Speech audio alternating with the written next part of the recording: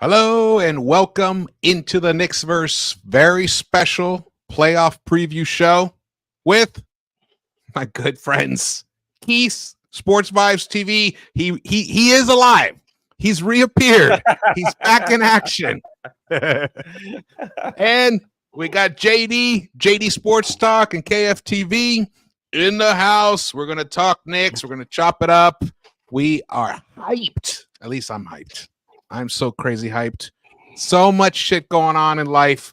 And yet this is the thing that's like right there taking most of my focus. And, you know, honestly, it's hard to really think about much else, even though I have to. So I am enjoying this moment tremendously. Welcome, brothers. Welcome to the Knicks-Verse. What's happening? Welcome to playoffs again. We did this 4 years ago. We did it against the Hawks. Yeah, it was against the Hawks. Yeah, we did 4 years ago already. That was 4 years ago. Wow, isn't that crazy? Well, we thought we had no idea what to expect 4 years ago, and now look where we are, man. Is it 3 out of 4 years now? Yeah, 3 out of 4 years in the playoffs. Last year we built on our first experience. We went to the second round. I looked at those Miami games again, and they were a lot closer than a lot of people gave us credit for.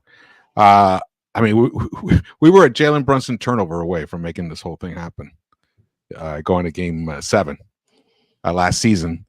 And this year, this is such a much better team this year than last season. I mean, this team is cooking. It's clicking. How are you guys feeling?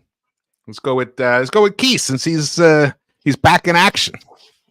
What's happening, Quis? How you feeling, man? Not much. I'm feeling good. Thanks for having me. I really do appreciate it. Has been a while, but had to show up and chop it up with you guys, especially heading into this playoff series we got against the 76ers. I'm pretty excited, to see what Jalen Brunson has been able to do this season. I mean, it's not something I imagined when we first signed him. We signed him. He was getting paid, what, $26 million. I thought, hey, if he comes in here and he gives us some solid starter minutes, that'd be, a contract well earned. And, after that first season, I was like, all right, this guy is, becoming that point guard us Knicks fans have always wanted.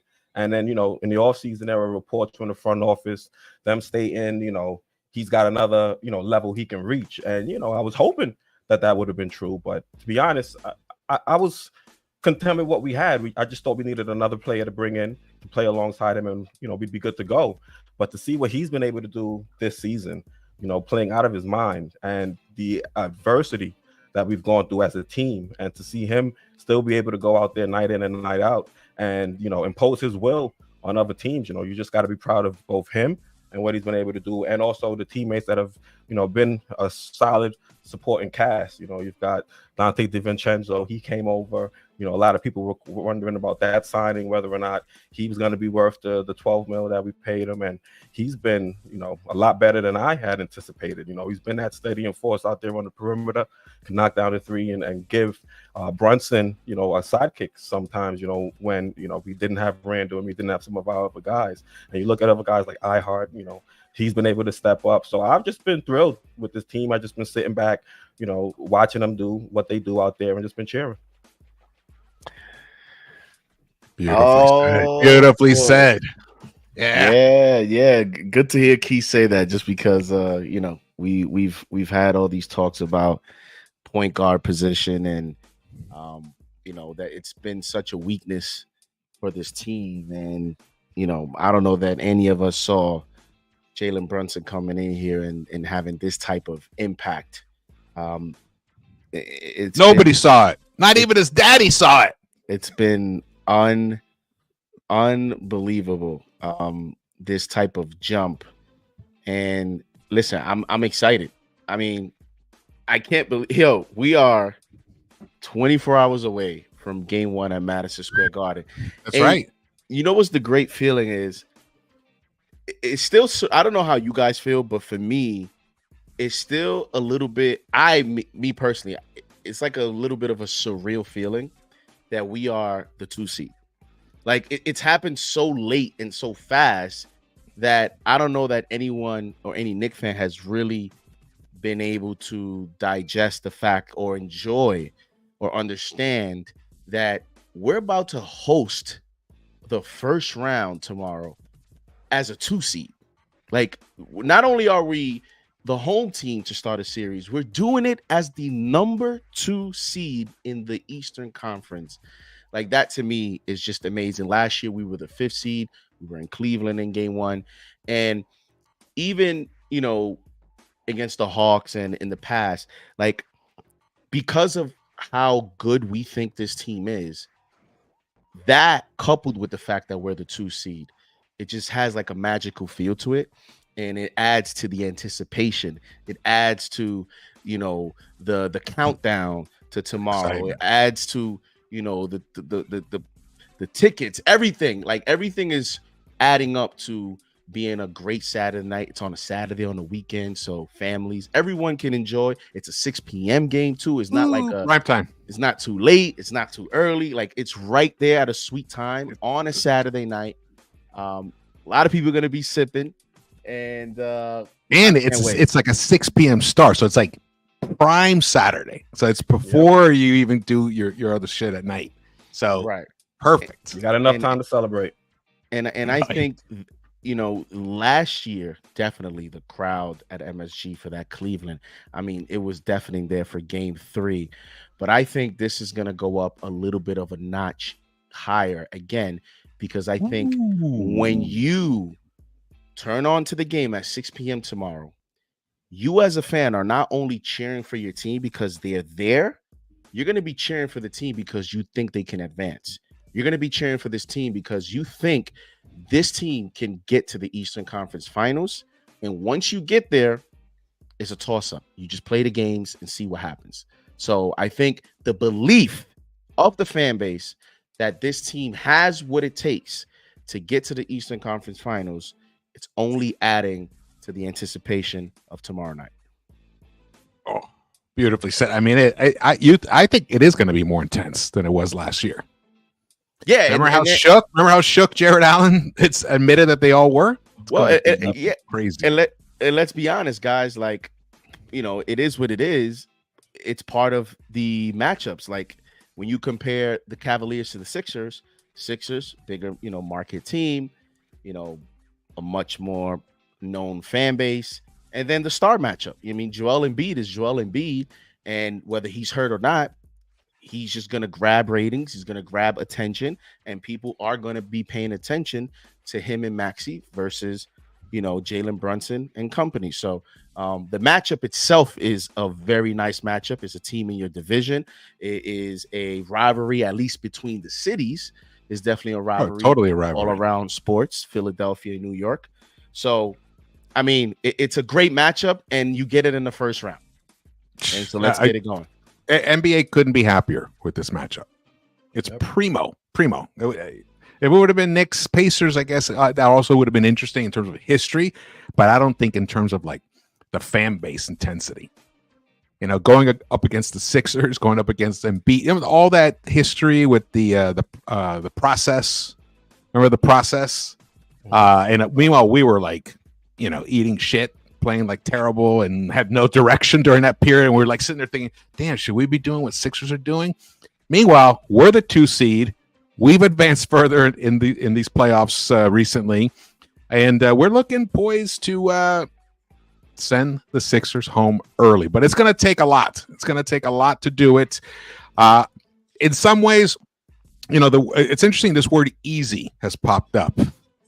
Paul Reed has used it. Draymond has, like, you know, chimed in on it. You've been tweeting about it. It's exploding. It's out there, and I think it's only going to fuel the Knicks even further. Those Nova Knicks, oh, they're taking it seriously. What did Josh Hart say? His response? Yeah. Oh, yeah. I mean, he said, I don't care at all. He's like, he didn't say I don't care. He said that. That was the second sentence. First one was, I don't give a, you know what? Yeah. I don't give a. He said, I don't give a F. All right. He said, hey, shout out to the chat. We got a nice group coming in. Come on into the house. We got G-Man 78. We got the 50th Burger LGK. We got Mamba 237. We got Lexa Destroyer in the house. Best mod around. Angela Patrick, John Robert. It's going to be good. Knicks 100 AGM. What's up? Salute. George, is this the most excited you've been in as a Knicks fan for a series in a long time? You know what? It's a great question. I think I was more excited that 4 years ago. I think that felt surreal. Yeah, because there was no precursor. Julius Randle. He wasn't what he became back then. That was the breakout season. So it was stunning, and to do it with a 2-year guard as RJ on the court, and then no point guard really. Elfrid Payton. It was just so crazy and mind-boggling that they were able to go that far. I think because it was so new and fresh. It'd been about 9 years since we'd been in the playoffs at the time, maybe 8 years. So but this, I'm hyped. I was super hyped back then because of how fresh and new it was. But I think now I'm hyped in a different way. I really feel like this team has the potential to meet the Celtics in the Eastern Conference Finals. I really feel like that is a very real possibility. Very real. And I think when you look at the guy's comment says, KD, I haven't felt this way since the 90s because there's no MJ. I think for me now is the most excited I've been in a long time not because of that specific comment, but more because of the roster. Like you mentioned, for me. And we're young. We're young too. Right. The roster gives me hope and confidence that we can go far this year, and I think that belief is what gives me more excitement, because you're not only watching because, like you mentioned, with 4 years ago, that was such a shocker to me, but I still looked at the roster, like you mentioned, no point guard, Reggie Bullock, all these guys. I knew okay, this is gonna end early, so it was excitement, but it was also a dose of reality with this team right now. Listen, until they knock us out, I have belief that we can go all the way. That's the thinking that you have, is until I see a team when OG Anunoby's 20-3, until I see a team beat us 4 times, I'm going to have belief in this team. What do you think, Quis? Quis, did you freeze, Quis? Yeah, he definitely did. He froze. Or he's thinking. Okay. He's back. Nah, you guys froze up on me. Last thing I heard was saying OG. I thought you was mesmerized. Maybe we all froze. I thought you was mesmerized by. So what did I miss? The last thing I heard was you saying OG and Anunoby 20-3. Right. I saying since we're 23 with OG, until a team beats us 4 times, this team is the most excited I've been in for a long time. So I was just saying, what do you think? I'll probably fall in line with George. I mean, that was also the first time started putting out content. It was unexpected. Nobody expected Julius Randle to come in and play out of his mind. And we were going into a matchup where I felt like we, matched up well against them. And I'm not saying that we don't match up well against the 76ers, but with the way Julius Randle was going in, I felt like they didn't have an answer for him. And, they proved me wrong. So that's why that loss was so depressing. I mean, after that first round, we were all on the live stream sipping, having our fun, thinking this was going to be a cakewalk, and they turned around and sent us home with a gentleman's sweep. So that was the hypest I was. I think I'm still hyped, for this 76ers matchup, but I think it's almost like a maturing of that emotion to the point where I feel like now, all right, we're ready. Time to put our big boy pants on and let's get this shit done. Expectations. Yeah, now the expectations are much higher. I see what you mean. Like you're JD, sounds like you're juiced about that more. Like the shock of 2020, 21. It was literally like a jolt. This is really different. There are great expectations. I mean, we're putting them on them. We've been watching this team, for 4 years straight, nonstop, and this is by far the best roster, like you said, we've had, and they're playing the right way to play now. Those bullshit long mid-range shots are out. The plotting, the dribble. The only one that does dribble is Jalen Brunson, and it's because he's gonna fuck that other team. He's just there. You know, he's not literally. I mean, well, yeah. No, I mean, hope he's sitting home. I mean, it's gonna happen. I mean, he's just there to cook them. And the beautiful thing is, you know, he's it's basically it's Villanova, you know, where it's Philly, where he won 2 championships before. So it's going to be amazing to watch this. We're going to break it down. We're going to get into, you know, the matchups, who we think are X factors, what's it going to take, who actually, you know, of course the three of us think the Knicks have a legitimate chance to win this series and get to the Eastern Conference Finals. And honestly, if you want to just adopt the attitude that JD's adopted, it's totally legit. You know, until someone beats us, we are the team to beat.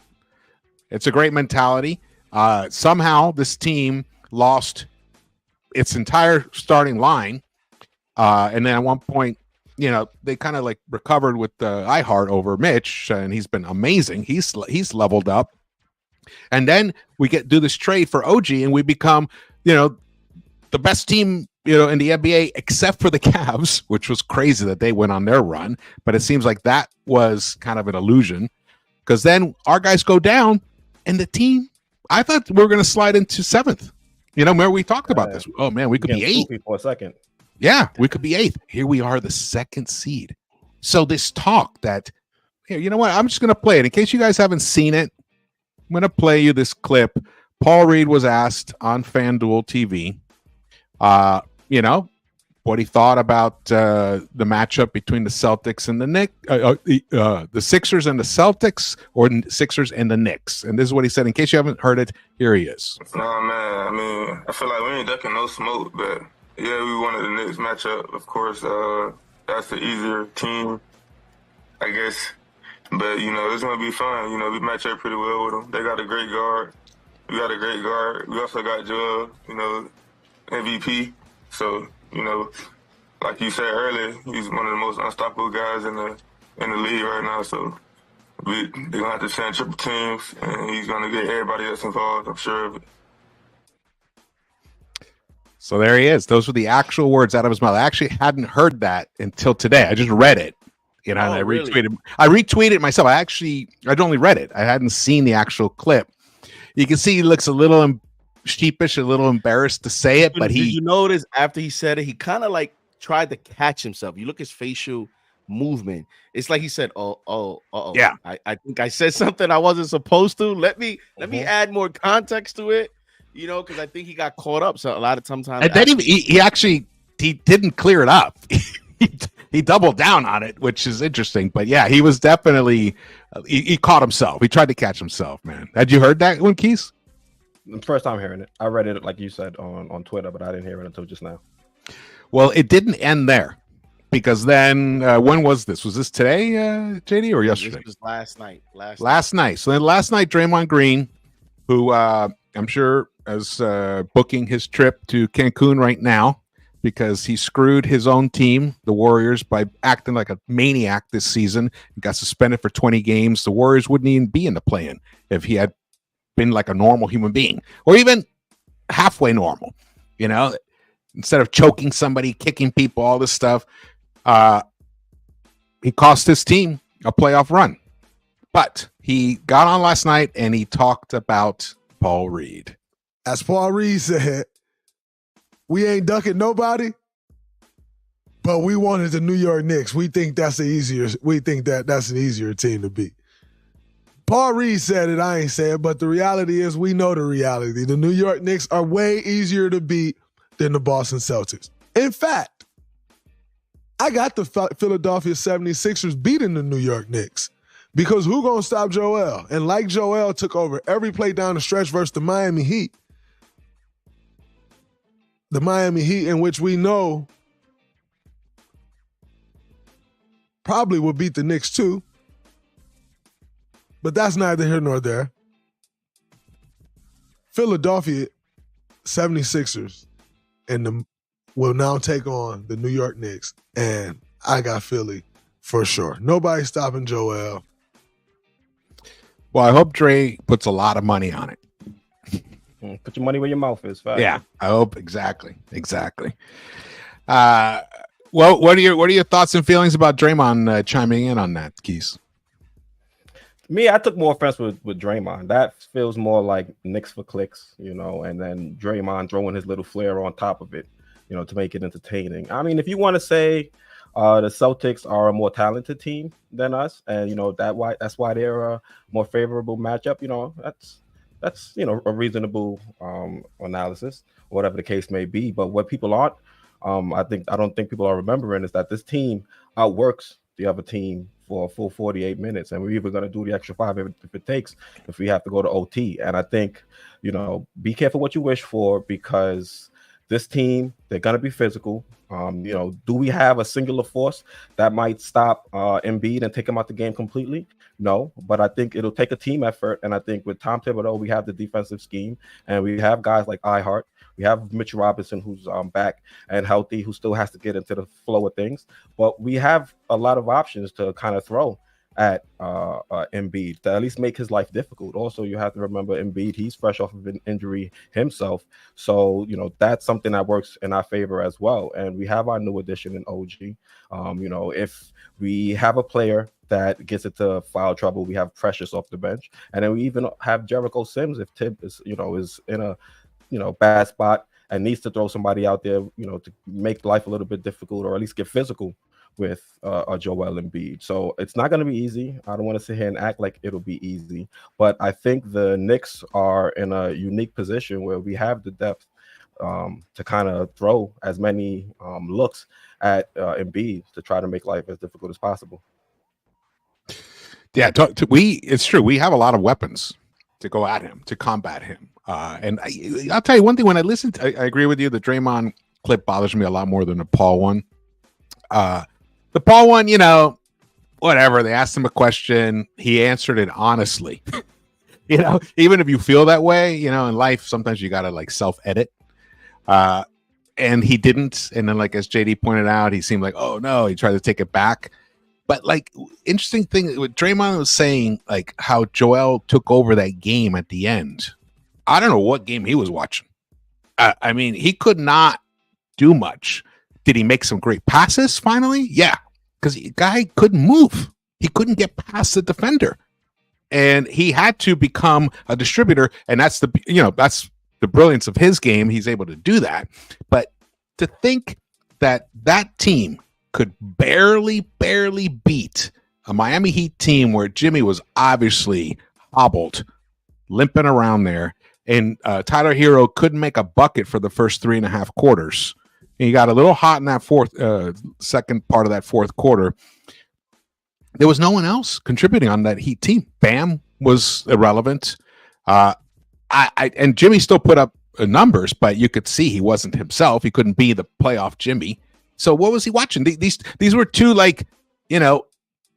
really bruised, beat up teams trying to punch back at each other, and one of them just ended up winning at the end.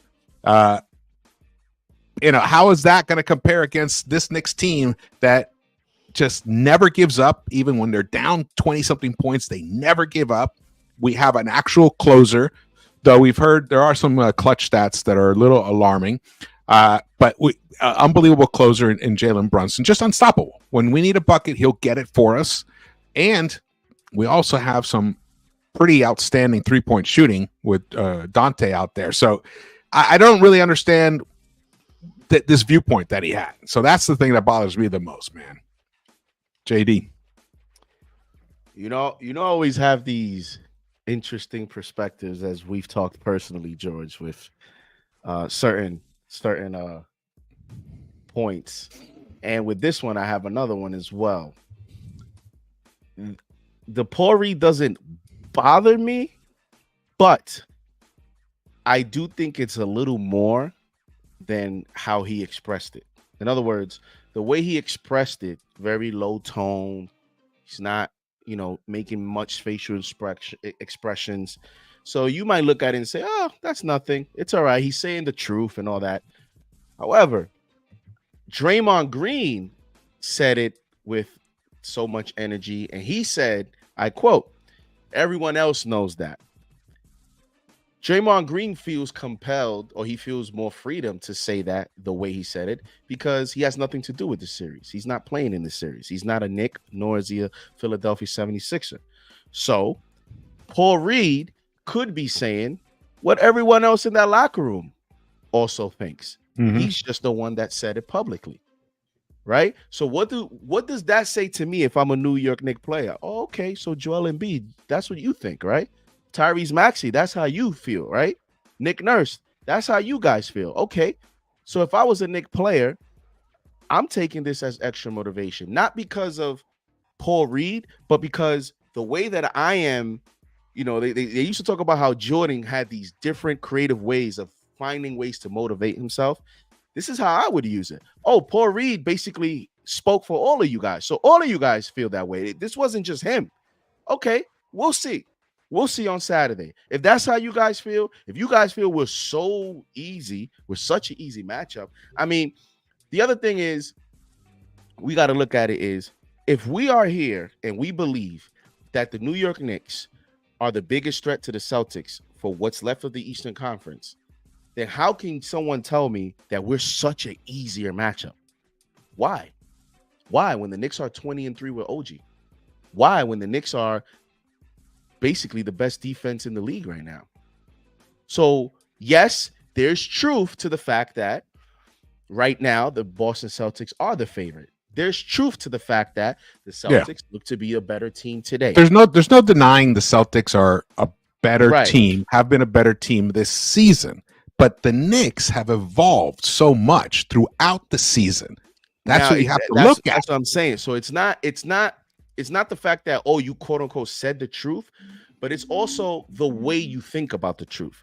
Because the truth can be different ways. Like, listen, okay, this team is a tougher matchup, but man, we got a tough matchup in front of us too. Like, this is the better team, but to say the Knicks are a way easier matchup as if you're just so happy to play the Knicks, I'm taking that personal. Absolutely. The other thing that bothered me too, because Draymond, he even threw Miami Heat in there.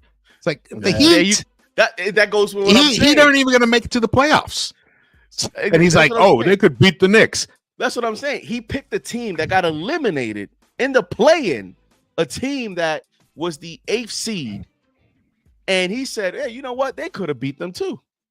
I mean, that was insane. That's crazy. Oh, man. Well, let's get to this. So this was I love this cover. I guess it's the back cover, the New York Post. So Jalen versus Goliath. Beautiful. Can 6'2" Brunson and his Knicks slay NBA Colossus 7-foot Embiid? What will it take for the Knicks to send Sixers home on an early vacation? So we're going to talk about this, and we're going to talk about who are our key matchups and stuff. But in general, what do you think the Knicks need to do? Like, what is the thing the Knicks absolutely must do to give themselves a chance to win this series? Going to go with Quis first. Well, step number one, you're going to have to contain Maxey. I know Embiid, he's compromised. And I already mentioned the options we have to throw at him. But, you have to take out Tyrese if you really want to put yourself in the best position to advance. And you look at a guy like Dante DiVincenzo, I'm expecting him to be matched up against Maxey a lot. Based off of NBA.com, Maxey was shooting 33% when he was guarded by Dante DiVincenzo. So that's going to be a matchup I'm going to keep my eye on. And, I don't know, are we getting into the X factors now? Or you want to? Yeah, how? Okay, let's talk about because how Dante do you would think... also be my X factor as well. Okay, all right. Well, let's talk first about because you brought up Maxey, because obviously Embiid is I think I thought JD froze for a second. JD didn't blink for JD's deep in thought. He didn't blink for a minute. He went into the Matrix. Yeah. What's the key to stopping Maxey? How would you approach that? Well, first, you're gonna have to try and deny. Try and force somebody else to keep the ball in their hand to make plays. And once you do end up, once Maxey does end up getting the ball, whoever is in front of him is going to have to be solid at the point of attack. And I don't want to get into a situation where we have to throw, doubles at a guy like Maxey or anything crazy like that. So it's going to be on the individual matchup to try and win. And instead of, going crazy and trying to throw doubles, we also have OG. So if Dante is starting to, have some issues trying to contain him, you have a versatile defender like OG that you have in your back pocket that you could also deploy if things are starting to get a little shaky with DDV on them. And you would start Dante on Maxey initially. Okay. And if things don't go too well, then you're pivoting with OG. Who are you starting OG on? Probably Tobias. Okay. Yeah, Tobias. If you take him out of a game early and frustrate him, he starts getting check out. Yeah, he almost checks out. So that would be a good strategy there. I do think if Maxey, the key to Maxey is not let him hit those first couple of shots. Once he starts feeling that groove, yeah, man, he's just becomes a flamethrower. So the minute you start thinking maybe he hits one, maybe he hits a second one. If I were Thibs, I'd immediately would switch it up and either put OG on him or bring in Deuce early. Bring in Deuce early and let Deuce expend his energy trying to harass Maxey the entire court. Bring him up in the back, pick him up in the back court, slow them down. Give them less time to run their offense to get into that pick and roll. To me, and if Brunson can do it, great. But he's shown that he has struggled at times. He's struggled, defensively. He's definitely gotten better. Give him his props for that. But definitely slowing Maxey down and not letting him feel comfortable. None of the Knicks should let any of the Sixers feel comfortable on that court. That's the primary focus of what the defensive strategy that Thibs should be throwing out there. And I have a feeling he will, because that is his approach. Don't let anyone get comfortable. I know in the past he's let guys who aren't necessarily good 3-point shooters let them have a little too much space, but I don't think he's going to adopt that strategy in the playoffs. I think he's going to be focused on that. JD, what are your thoughts on Maxey?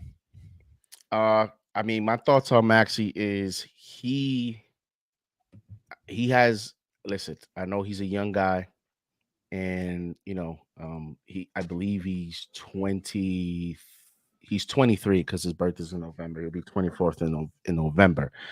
And this is his first, real experience as the other go-to guy. And so he, is not being talked about a lot, but he has a lot of pressure because although he's young and he's going to have that, that period that we give to young players, but he doesn't have much time in terms of with Joel Embiid because Joel Embiid is already 30. Right. And who knows what his future is if his team goes out in the first round. Next thing you know, Maxey's leading a franchise, a rebuild by himself. Right. So he has a lot of pressure as a 23-year-old to deliver as the other quote unquote star of their team. So there's a psychological factor there that the Knicks need to tap into with some physical play, frustrate him. You talked about George, not letting him have a fast start. Then, if he doesn't have a fast start, now you're mentally thinking about these pressures. Now you're in a high leverage environment. You're in a hostile environment at Madison Square Garden. Now you have an off night. Got pressure for game 2. Like things start to build. And that's why the playoffs is such a mental part of the game.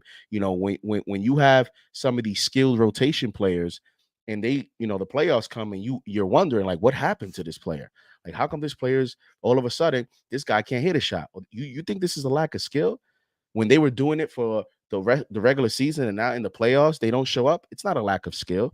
Obviously, it's the mental part of the game. The moment sometimes dominates you psychologically. So Maxey has that to overcome. Now, I would start Dante only to keep OG out of foul trouble. If there's one little small, the tiny nitpick on not even a nitpick because it's not his fault. OG is not the most comfortable versus very, very ultra quick point guards. And you could understand why. The guy is 6'7", 230 pounds. I mean, the last guy I saw with shoulders like that was Ron Artest, at his position. So he has a similar size to him. Right. He has very similar build to Ron Artest. So, do you put OG in a more of a safety role where he's reaching a lot, he's closing on lanes and stuff like that, use him on Tobias Harris? I would start Dante on him. The only thing I'll say is when I looked at film, Dante was Tyrese Maxey easiest matchup in terms of getting to the rim. He had the most success getting to the rim with ease with Dante than he did with Deuce McBride or than he did with OG Anunoby. Even on times that he got a little bit ahead of OG Anunoby on drives, on picks, OG's length still allowed him to recover and catch up to him and play good defense. So that's something that I'll look to. You start Dante on him, but if he starts to get going, then you definitely are going to have to make an adjustment there. I wouldn't go the double team route as well. I would just try the OG on him and see if he can slow him down. Yeah, the double team route would cause a lot of problems in the beginning because someone's going to end up open and they're going to get a comfortable shot. So, but one thing I definitely would try to get, I would definitely. The thing about Dante is, like you were saying, he allows Maxey to get to the rim, and then that helps Maxey become a little more comfortable, start getting out of his head, and then when he's out there, he'll take that 29-footer, boom, he'll bury that, and then he'll start feeling, getting that buzz, and then we're in trouble. So you put OG on him. That's what Miami did with Butler. They like Spoelstra from the tip off. He did not play. He says, I'm not putting Tyler Hero on him. I'm not putting anyone else on Maxey. I'm putting Jimmy Butler from the get-go, and then obviously you saw Spo go into zones, which is not typically what Tibbs does. But maybe with that point, George, maybe you just start OG on him from the tip-off. That's the first thing I think I'm going to look to. One of the most interesting things that Tibbs I wouldn't be surprised. I would not be surprised if the first couple of possessions OG's on him. And they'll try to switch. Here's the other thing. The beauty of forcing OG on him right away, putting OG on him right away, is that gets them into a pick and roll to try to get the switch. So they're wasting that time. And those are precious seconds. And then the ball, if he can't do it, the ball's going to end up in Joel's hands. And then that's where the game is really that's where the matchup that's going to decide this game is going to happen. Isaiah Hartenstein out there with Joel Embiid. And I think, my opinion, and it is my opinion, and I heard someone else say it on another podcast, but I 100% agree with him. I do not want Joel taking 3-point shots. He's been burying them, but he looks so slow and hobbled. I would rush at him, force him to put the ball on the floor and try to dribble, try to get to the hoop. Number one, it's going to exhaust him over time. Number two, he just doesn't have it. So it's going to force him to make a play to find somebody else. And I'd rather somebody else be trying to make a play with 7 seconds, 6 seconds, 5 seconds left in the shot clock than Joel Embiid. Keep him off the block. Keep him off the block. 100% have to keep him off the block. Because once he's down there, he's already gathered his energy. He's ready. He times his moves, does his little shoulder, but when he puts the shot up, a little fadeaway, he's more comfortable that way. But to have him have to take 2 or 3 steps towards the hoop, dribble, that's going to be the key to us winning. I think that Miami couldn't do that to him, and then they actually allowed him to take a couple of 3-point shots, and he hit a couple of key ones, and that's really what helped them overcome the Heat in that game. And then we got Mitch. Mitch is a whole other animal. I think Mitch is going to also have to close out hard on Embiid. He doesn't generally like doing that. And, Mitch is also trying to get himself back into conditioning. So that's going to be an interesting challenge. That's how I feel. And then we got Precious. Yeah, that's the other thing. Precious could that's another thing that we'll talk about. Because I think the Knicks should even though we have the slowest paced team in the NBA, we actually, when we're out on the break, we're tough. Like Hart is a great finisher. Precious is great out on the break. OG, we've seen him do it, and obviously we know Brunson and now Dante's become a good finisher out on the break. I think we got to get out on the break as fast as possible, push the ball up quick as possible, get behind the Philadelphia defense, and that's going to get them. I mean, it's going to exhaust them too, because the whole team didn't look that. They all looked kind of tired in general, along with the Embiid. But that's my thinking about like Embiid, the key matchup between Isaiah and Embiid. What are you guys' thoughts on that? We'll go with Quis first. You said Embiid versus who? Well, I heart. Just how do we stop Embiid? Like, what can we versus do? everybody. Yeah, Embiid versus everybody. Well, like I mentioned, if you don't want him shooting threes, you want him to put the ball on the floor. You've got a guy like Precious, who's athletic enough to chase him out there, and also physical enough to battle against him if he does get in bad positions, down on the block. And Jericho Sims, another one of those guys who's athletic enough to chase Embiid off the 3-point line. It's just going to be whether or not a guy like Tom Thibodeau is going to, trust Jericho. Knowing him, he's probably not going to go too far down into his bench. But, it's always good to have those options and to game plan, in case you have to do that. And you have, our primary defender on him is going to be iHeart. And I think iHeart has shown over his last couple years with the Knicks that he's a much better defender than we had originally thought. And I think he'll be extremely physical with Embiid. He's a guy that, has worked on, not getting caught up and committing too many fouls so he can stay out there. And I think he's probably going to be the best option we're going to have initially. Mitch is my guy. I'm a big Mitch fan, but it's still, early in his process to try to get his legs under him. So, what I want to see him out there, just be physical and, make that effort to at least try to force Embiid to be uncomfortable and either get the ball up. I left out one other key thing right before. Sorry, JD, because then another key thing is, yes, close out hard, be physical with Joel, but do not foul him. Do not make him earn it. You foul him, you bail him out, and that's another reason why Miami lost. They kept fouling stupid fouls with like 1.2 seconds left in the shot clock. He's struggling, and then they foul him. Don't foul him. And now he's great at doing, forcing guys to foul him. But that's one of the things that iHeart and Mitch and Precious and OG, whoever it is on him, is going to have to focus 100%. Do not foul this guy. Do not just keep sending him to the free throw line and picking up points that way, easy buckets, and he can just kind of rest. No, keep the game constantly moving. The less breaks in the action, the better for us. JD. I think part of the game plan to stop him is going to be also making him work on defense. And that's why, to me, Isaiah Hartenstein, who has already started I had tweeted that he took a page out of the Phil Jackson handbook in terms of his press conference, where he talked about how Joel Embiid is going to get easy fouls. He's going to seek fouls. He's going to, so he's already throwing it out there for people to see, like, hey, we're going to try our best, but this guy gets these easy calls, and I'm hoping that, refs see it and they realize it's playoff time.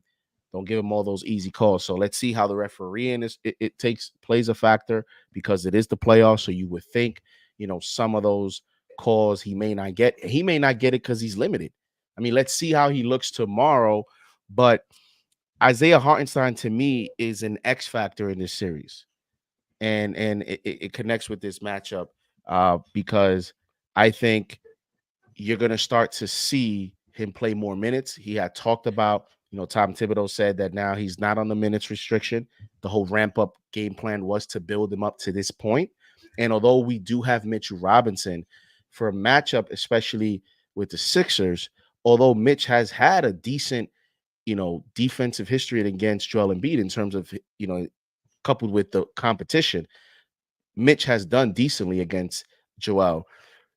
iHeart is going to make him work defensively. iHeart is an X factor to me because in the paint with the floater, now we're gonna see that development of his floater.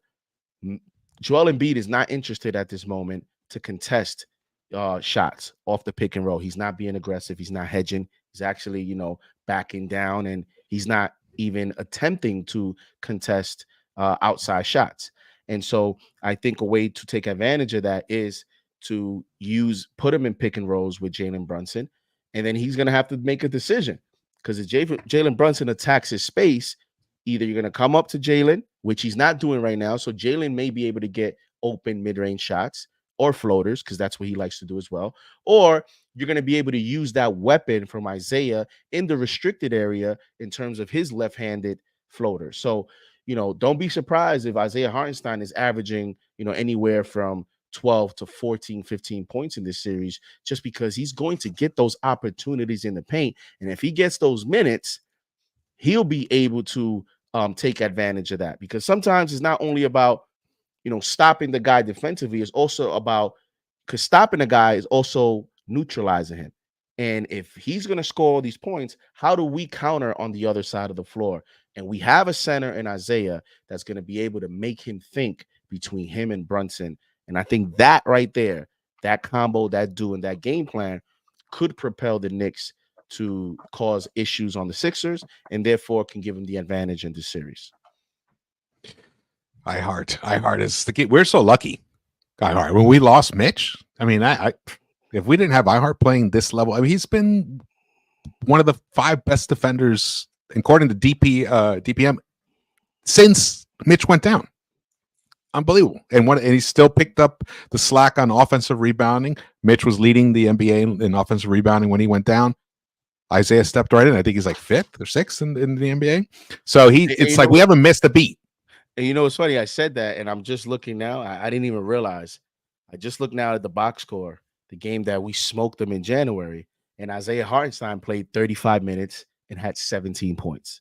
So when I say don't be surprised if he averages anywhere from 12 to 15, well, he had 17 in 35 minutes. He was 8 of 9 from the field. And remember, if you remember that game, 8 of 9 for the field, a bunch of those were floaters. And Joel Embiid, who played in that game, he had trouble figuring out Brunson and Hartenstein. And that's when he was healthy back then, because he was moving very well. Yeah, that's when he was MVP Embiid. Right. That's when the Sixers were at the highest point.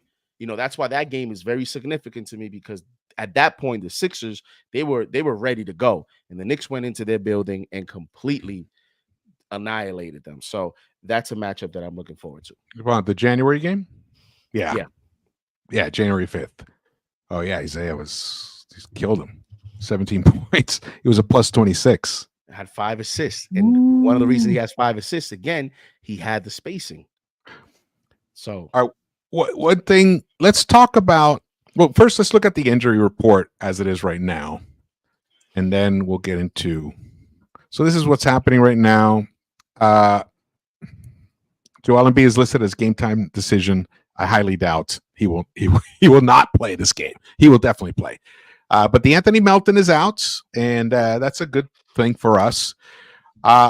So no sign of Bojan Bogdanovic, because remember he had to have his wrist scoped, so he's not listed at all as questionable or anything. Too, George, because Chris Persianen reported it, but nobody else has said anything about it.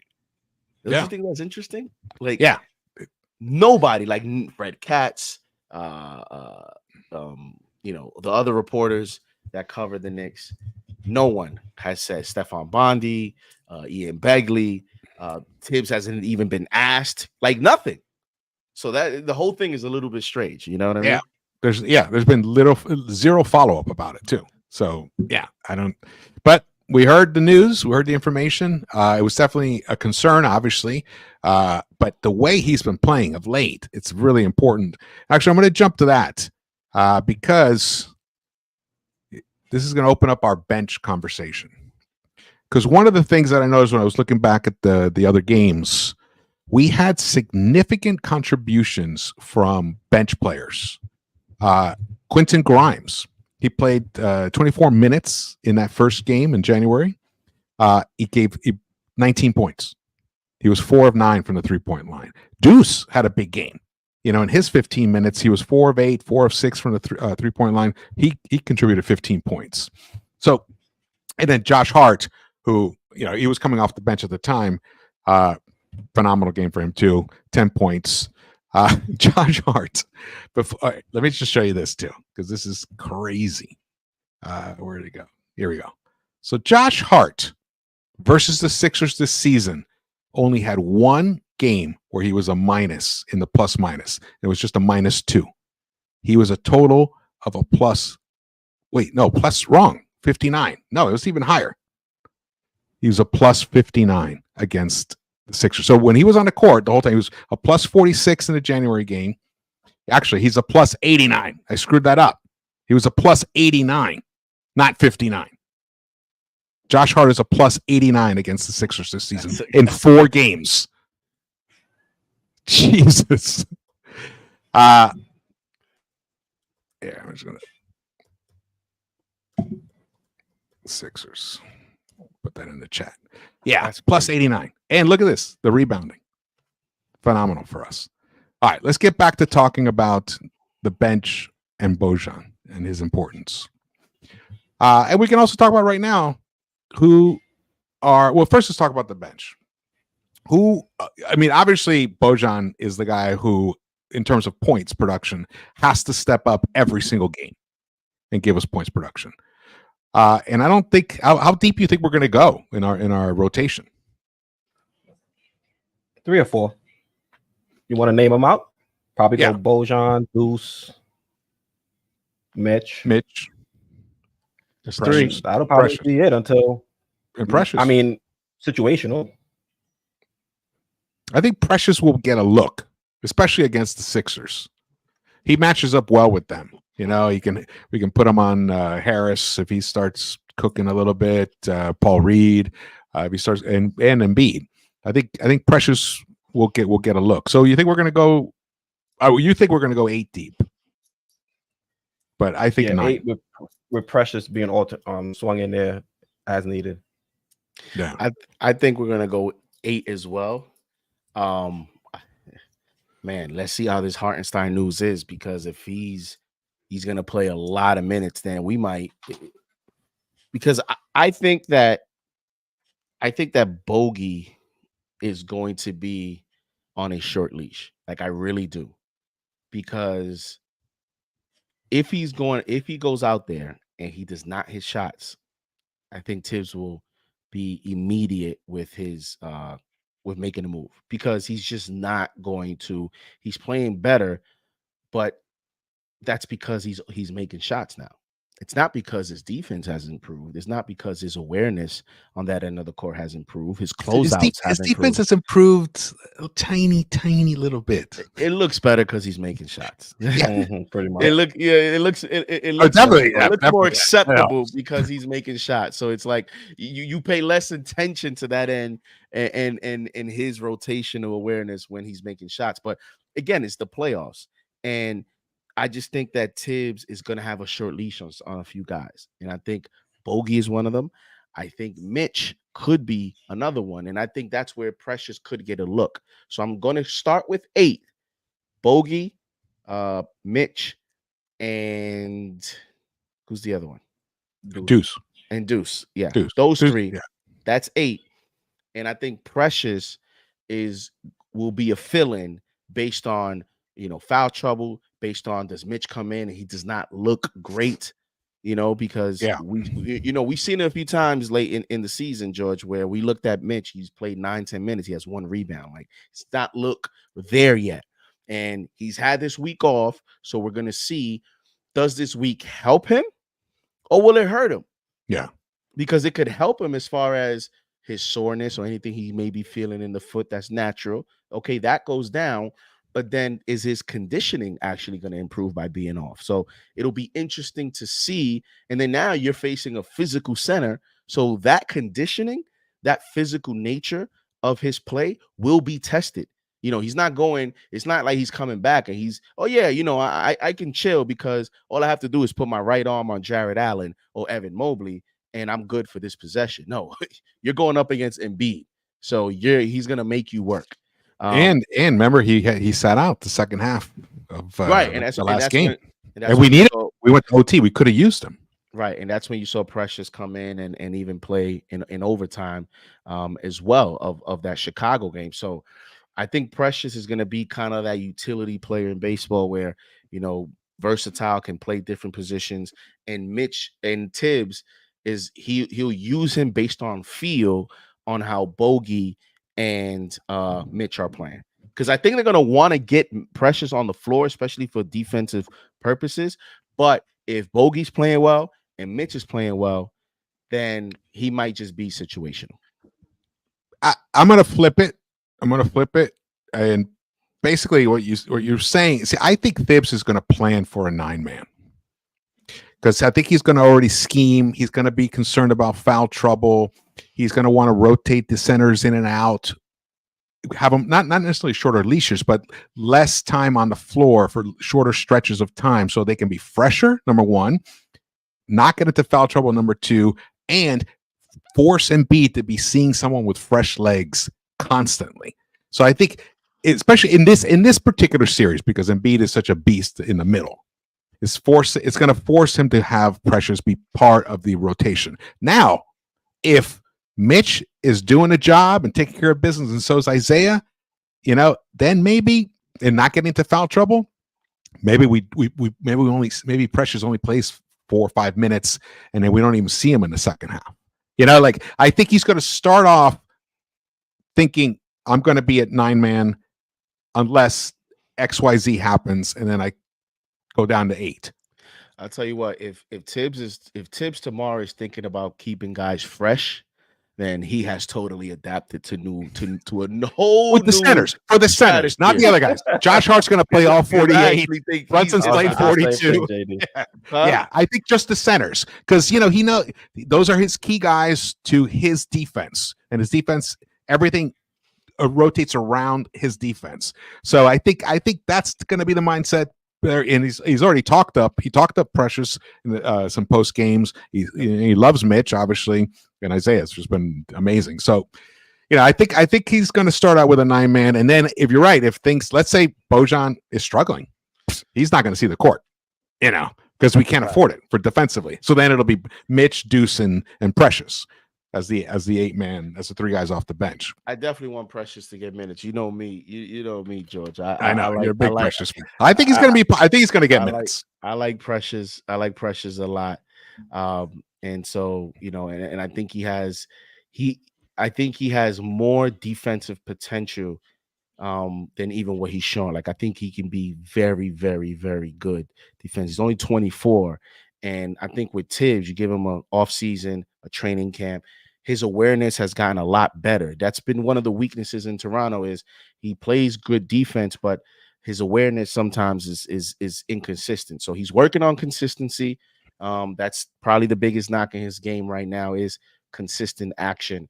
But I hope he gets minutes. Let's see what happens. He'll be able to get some center minutes.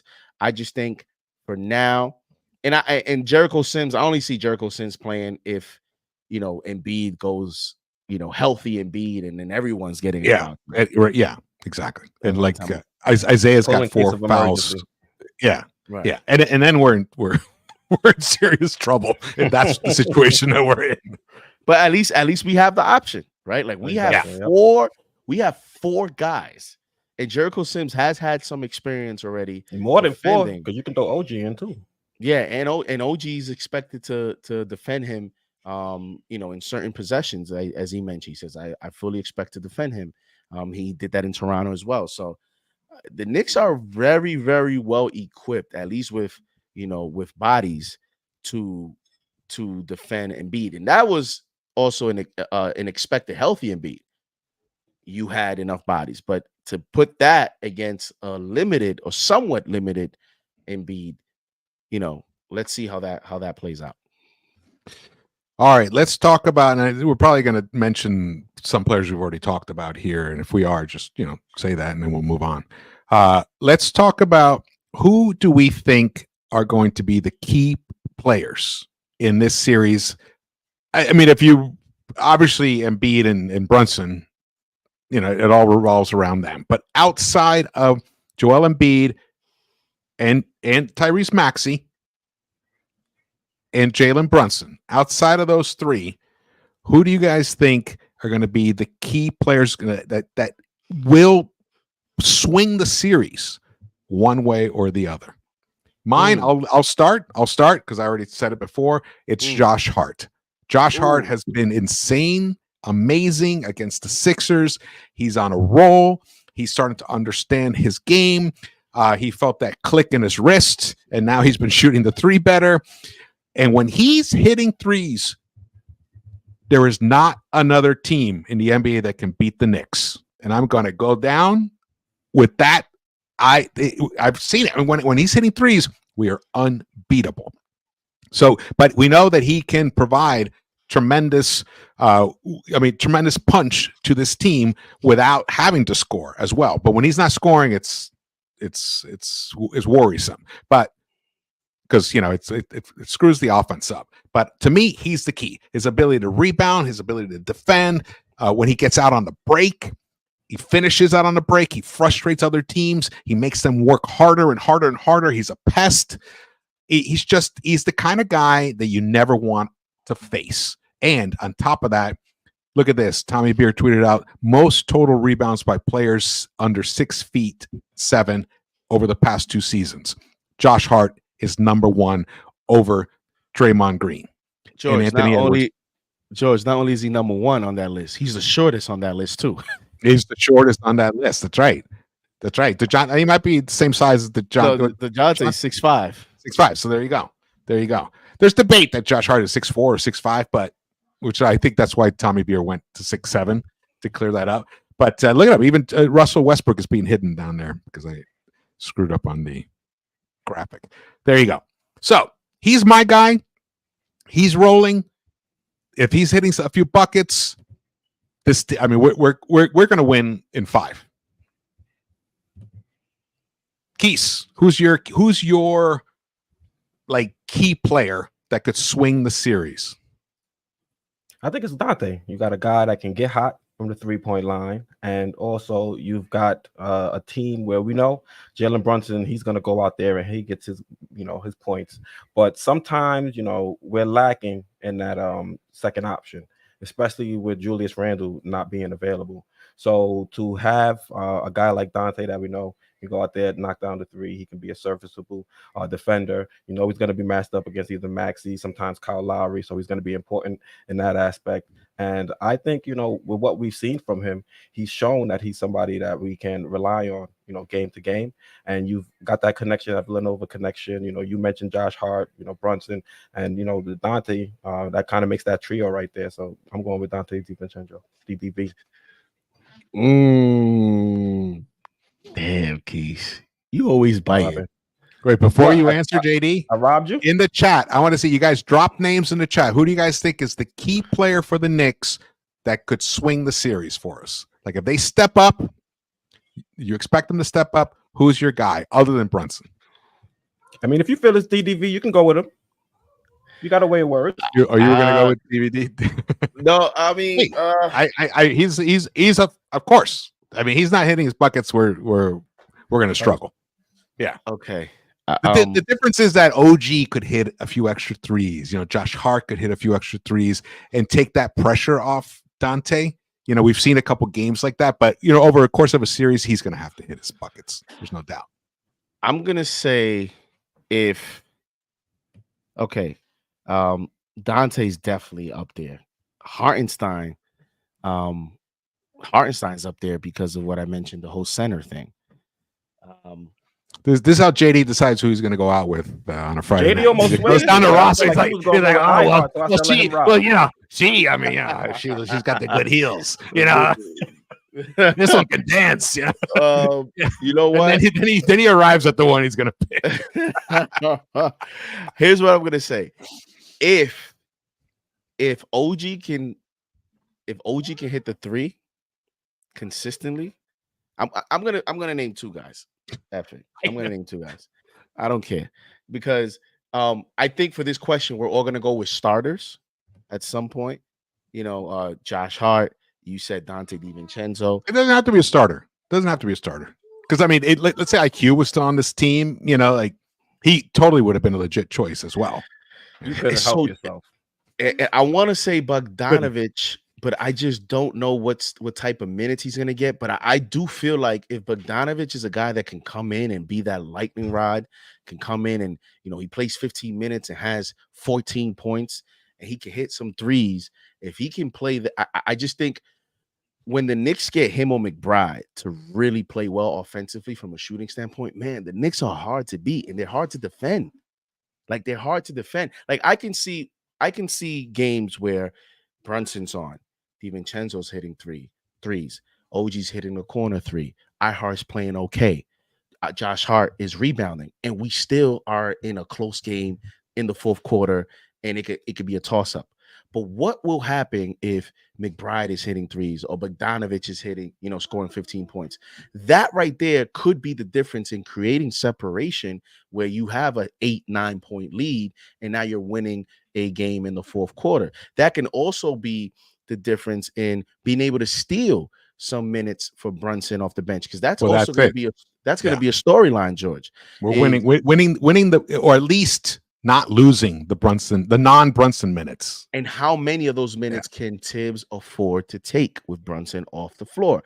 That's going to be key. That's why Bogdanovich is an off the bench. Him and McBride, whichever one gets more minutes, they're going to have the most pressure to make sure that if Brunson is out for 6-7 minutes, that we're not a -8 in those 6-7 minutes, that we're not like, you know, that we're able to survive and either stay afloat or even, you know, be a plus in the minutes. Because that could not, that might be the key to the series. It could also be the key to how far this Knicks team goes, is what's going to happen in those Brunson off the court minutes. Because if you look at the series last year against Miami, that's the key to whether when Brunson was out against Miami, we were done. We were lost. Yeah. So I'm gonna say Bogdanovich, McBride, whoever gets more minutes, and if it's a starter, I think OG offensively is going to be key, because you're going to see the double teams on Brunson, and that means someone has to step up, George. If this was Miami, it would be the zone, and we would be saying the shooters are the key. I guess, you know what? I guess maybe I should have rephrased it, because what I'm thinking is, I mean, who do we think? You know, of course, if Deuce is having a good series, a big series, I mean, we're probably winning.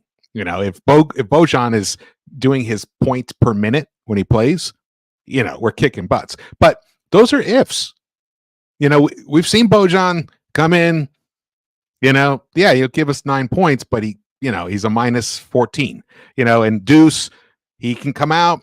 You know, we saw him the other day. He was like the last few games of the season, I think he got a little too tired and stuff. He did pick it up, I think, one game in that last 5 games or whatever, but he was like, he can go 1 for 7, you know, and the thing is, it's within his capabilities. But guys, if they just play their actual game, like OG is going to give you 15 to 23 points. He's going to do it every night. He's going to contribute, and then he's going to shut down the other guy every night. He's not going to get cooked. It's just not going to happen. Brunson's going to come through with 30, you know, automatic. Dante is, I mean, he's gotten risen up to the level where, he's almost automatic. You know, you give him 12 3-pointers a night, he's going to hit at least 5, maybe 6, and we're rolling. But Josh Hart, he plays his regular game, which is just total chaos for 48 minutes when he's out there. He's just going to drive the other team insane. He's going to throw them. He gets those extra rebounds. He gets those crazy rebounds that you don't expect a little guy like that. He goes over the top. He just pulls it off a 6'9" guy. Just reaches over and grabs it without fouling him. Unbelievable when he does that stuff. If that's the case, then to me it's simple. It's OG Anunoby for me. If you're telling me that OG is going to play his game and OG is going to he's going to have the impact that he's had during the season. He's going to shut down the man that he defends. And he's going to most importantly, that elbow is not going to flare up. No, it looks like we're past that. It looks like we're past that. Then I'm thinking about 20-3 with the Knicks OG. I'm looking at that impact, and I'm saying if this guy can come in, it's the playoffs now. Again, here's the other thing with OG. OG's in a contract year. If OG comes in and has anywhere near that impact he's had during the season, ooh, that contract, that value, that money, the dollar signs is only going up and up and up. And again, if he plays his game, that means you're telling me if we put him on Maxey, Maxey's out of the game. And if Joel is limited and Maxey's not performing, then you're going to get those games that they had against the Heat where the Heat were up double digits. They just weren't able to close it. We're going to be able to have the opportunity to go up double digits against the Sixers. If OG comes in, he's hitting the corner three and he's dominating defensively because he's getting steals. He's cutting. Like OG's game is very nice. When you look at OG and you think about everything that you can get from this guy, you're going to get a few cuts per game, which means a few dunks. You're going to get the corner 3-point shot. You're going to get steals. You're going to get deflections. You're going to get hustle. You're going to get defense. I mean, that's what I love, that he can score in so many different ways. And here's another key thing too, to piggyback on your OG as the key guy. We know shooting gets much more difficult in the playoffs. All percentages you generally go down, except for the one or two guys that pop. There's always those guys that rise. But in general, they go down, especially in clutch. They go down, I don't know, an average of 4 or 5%. Everyone's, so that's how you have to factor that in. But OG, he is a lethal mid-range shooter. And there will be a time in the playoffs where that's going to be a necessity, where it's just, you just can't make it to the rim. Shot clock's, about to run out and you need a clean look, and he'll hit that 17-footer. He can even hit that 19, 18-footer. And Deuce has also been pretty good in the mid-range at times. And so is Brunson. So we have that tandem. I haven't seen that Dante do it too much. Josh Hart, he can do that. I'm glad he's not doing that turnaround in the paint, that 10-footer. I mean, that thing, my son's like, that never goes in. It's like, that never goes in. I go, no, it goes in. Sometimes he goes, it never goes in. He's right. Not enough. I look at who's the one guy outside of Brunson, like you mentioned, your same question, that we can't afford to have a dismal series. And to me, that's OG. I don't think this team can afford to have, because even if Josh Hart is playing his game, we could still lose this series. I think if OG is completely out of it, it's going to be hard to win this series. OG's not good. I mean, I just don't see it happening. I mean, he'd have to be hurt. He'd have to be hurt. Don't do that. No, I know. I'm just saying. I just don't see him not stepping up, not being himself. And himself is lethal. I mean, all defensive level player, first team. He's a first team all defensive guy. If he's not on that, I don't know what people are looking at, but definitely. I mean, this is what I'm talking about. This is what I don't understand. This is what I don't understand. People doubting the Knicks. Look how many different guys we've just talked about who can all step up and just turn the tide of a game, just themselves, because we know the other guys aren't going to crap out. I mean, Bojan could crap out, a Burks could crap out, which is why Burks is out, and a Deuce he crapped out, so he's out. He crapped out, so he's out. Totally. But and Dante could have a bad game over the course of between 4 to 7 games. He could have a bad game, but we could still win. Well, it goes to the question I actually wanted to ask you guys.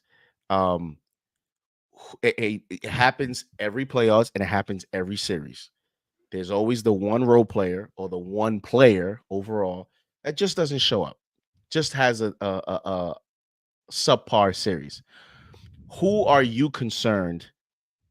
Who gives you that?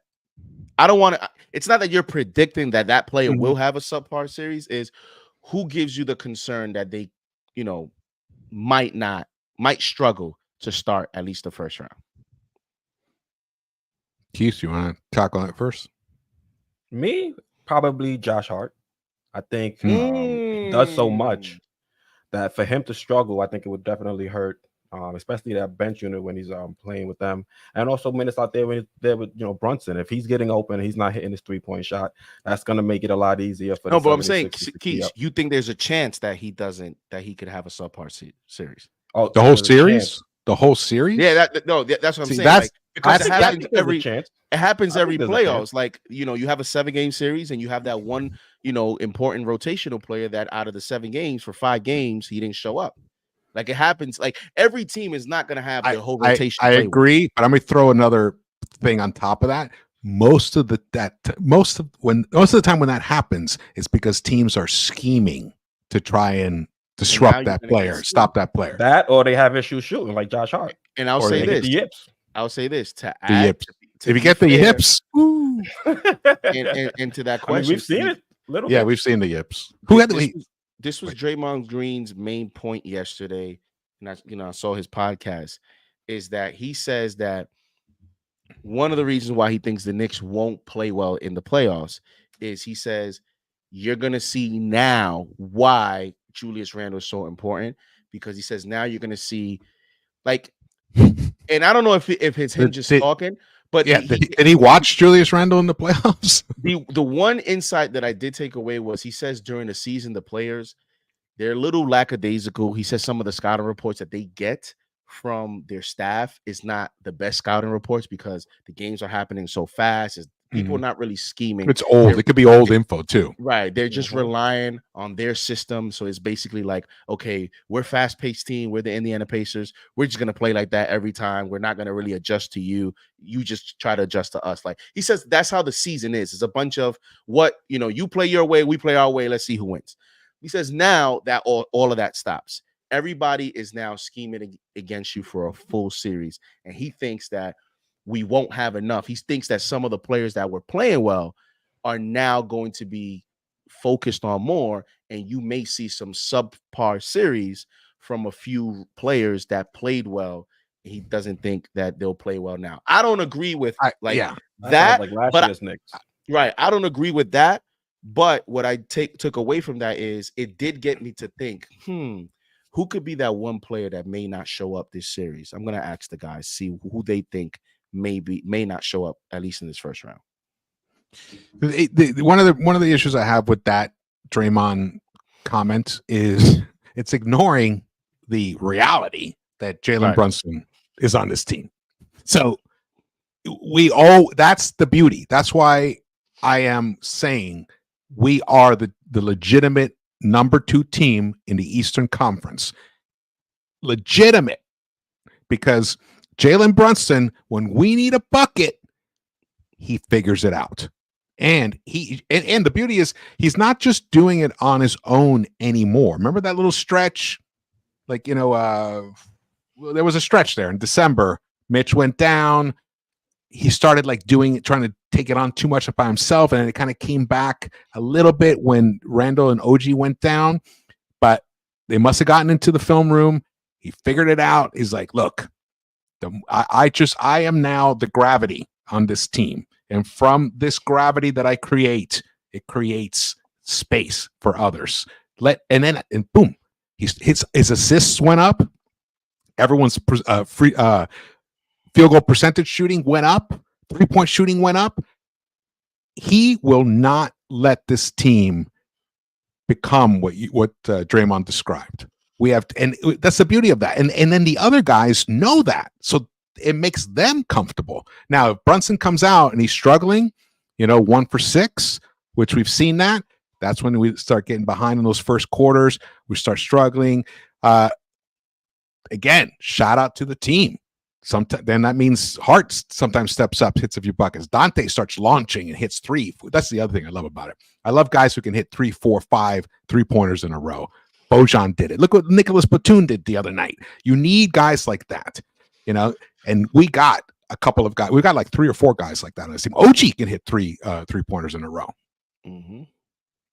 I guess I think the candidates would be Deuce, right? He has a storyline. It's not his first playoff. Deuce, I'm a little concerned about offensively, but it's his first moment as a rotational player. The only guard coming off the bench for us. Right. So what will that look like? Will he hit shots? Because remember, we seen it with the other kids that we had their first go round. IQ, Grimes, they struggled because it was their first time going through that learning experience. Will Deuce follow that is a question. Then you have Mitch is another question that you're not sure if he's going to have a great series because of all the physical aspect of it, the health aspect. Where's that conditioning like? Then you have Bogey. Is the way he ended the season more is what's going to translate to the playoffs, or is this wrist thing something that's going on, or will he revert back to the bogey of we don't know. Like, we don't know. And then from the starters, the only guy that I'm really, I want to see is Dante, because Dante can, as much as he's a dynamic shooter and he's very streaky, and he could have these off halves where because he has so much freedom to launch them, he could have a 3 for 15 day or a 3 for 10 half, because he has the freedom, but he can sometimes get a little streaky.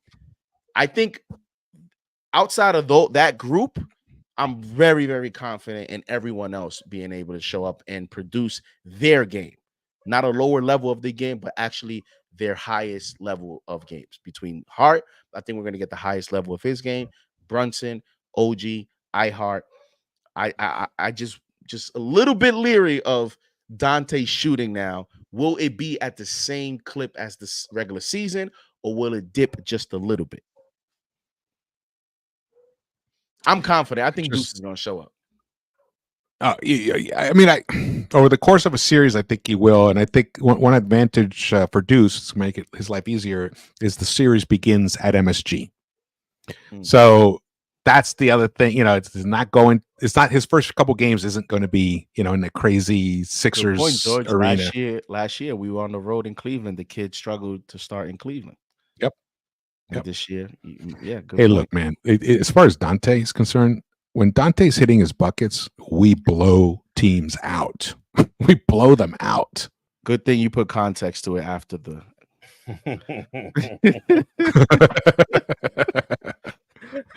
Look at this. I mean, he just blow them out. It's crazy. He did not have a great campaign versus the Sixers, though. Who? Dante? Yeah. Uh-oh. Uh-oh. Yeah. Uh-oh, George. Now I'm looking at it here. Hey, George, you know game one, he was amazing. He was 4 of 6, hit all. I mean, it's 14 points. We blew him up by 36. The second game against them, he had 16 points. He was 4 of 11. It's not terrible from 3-point. Tomorrow, everybody's gonna be so pumped. Watch the game start like 3 for 12 because everybody's gonna be overly amped. Yeah, that could happen. That's what happened game 3 against Cleveland. We had I don't know how many points. It was like 4 minutes left in the first quarter because everybody was so amped. Imagine tomorrow. It's gonna be crazy. It's gonna be nuts. It's gonna be nuts. I'm gonna be insane. I'm totally gonna be insane. Man. Let's go to this thing here. These are our stats here. Obviously, Joel Embiid would be the leading scorer on the Sixers if he qualified. He only played 39 games this year. He averaged 34.7 points per game, 11 rebounds, and almost 6 assists. Unbelievable season he had. Unfortunately, he didn't even play half the amount of games. But Brunson was our leading scorer, 28.7 points per game for the season. However, since January 28th, he's been averaging 31.5 points per game, 7.1 assists per game. And when you break it down even further, I picked this up from, I think it was the New York Post, I believe. Incredible spread on this thing, talking about his greatness. He's the third highest scoring for the 2,000 point club. He scored 2,212 points this season for third best in Knicks history, above Carmelo, above McAdoo, who was a beast down low. Bernard King, who you guys know is probably my favorite player here. But then we go a little further in, closer up here. This is Brunson's stats in terms of shooting percentages by distance. So at the rim, he's 63.6%. That's for a guard, that is elite. 3 to 10 feet, 51.9%. Then comes the mid-range. In the mid-range, when I remember I was saying in the playoffs, the mid-range does become important to some extent. You don't want to be taking too many of them, but there are going to be times where you're going to have to take them. Look at it, he's averaging 47.4% from 10 to 16 feet, and from 16 to the three-point line, 42.6%. Those are elite numbers. And then from the three-point line, he's averaging 40.1%. Now, and he's better on the road than he is at home in terms of his point scoring. But then now look at the scoring by month in April. So he was averaging 31.7 or something since OG and Julius got hurt. In April, the last 8 games, he's averaging almost 36 points a game. 36. Those are crazy numbers, man. This is why I don't think, but against the Sixers, he did struggle to some extent. He had 2 bad games and 2 really good games. 22.3 points per game, but we ended up winning 3 out of those 4 games. So it also shows that even if the Sixers scheme and try to stop and slow Brunson down and all that, we have enough other weapons to overcome and beat the Sixers. I love this graphic. Did any of these numbers surprise you guys? None of this surprises you guys, right? I mean, to see the big uptick after Julius Randle and OG went down, I think that answered a big question that was going on in the national media, is whether or not Jalen Brunson could be a 1A. And he pretty much showed it. As soon as that question mark popped up, we lost a couple of our key contributors, and Jalen Brunson pretty much puts the team on his back and kind of willed us to the second seed. JD earlier in the live stream, he was saying, fans, some fans maybe have not really been able to digest us getting to that second seed. And I'm definitely one of those fans, because it was getting to a point where I was like, I just want to avoid the play-in. I don't care where we end up. I don't care who the matchup is. I just know we're missing a lot of our key contributors. And if we don't, pick things up, we might be on the outside looking in. And Jalen Brunson, he picked up his lunchbox, went to work, and he helped will us to that second seed. So, kudos to him. And I was saying this, too, in terms of, and it goes along with the whole thing where we were a 2 seed for literally one day. And, I don't think fans have been able to really, it hasn't sunk in that, this guy literally led us to a number 2 seed. But because we were in a 2 seed for a full week where we can just sit back and relax, like the Celtics fan, they've been able to appreciate that number 1 seed because they've been there all season. But we literally, it's not like we touched the 2 seed and then fell back to the 4 seed. So now we're back. Like we only were the number 2 seed at the end of the year. And so to me, when I look at that and I look at the fact that, just look around the NBA. If you took away Kevin Durant or Devin Booker, what would the Phoenix Suns be for half a season? If you just take away Durant. Let's say you take away the equivalent of what Randall was to this team on any of these teams. You take away Maxey from the Sixers. He's an all-star. Take away Maxey from the Sixers. Yeah. Well, but we already got some of that without Embiid. Right, but Embiid is, I put Embiid in the Brunson level. He's a 1A. Yeah. Right. So take away a 1B. Take away a 1B or like a really high 2 on a team, and do they rise in the standings like that afterwards? No. And then you throw OG in there because he missed 18 games or so. Exactly. You throw OG in there. You throw the trade. Then you throw OG missing games, throw in Isaiah Hartenstein's missing games, and then his minutes restriction.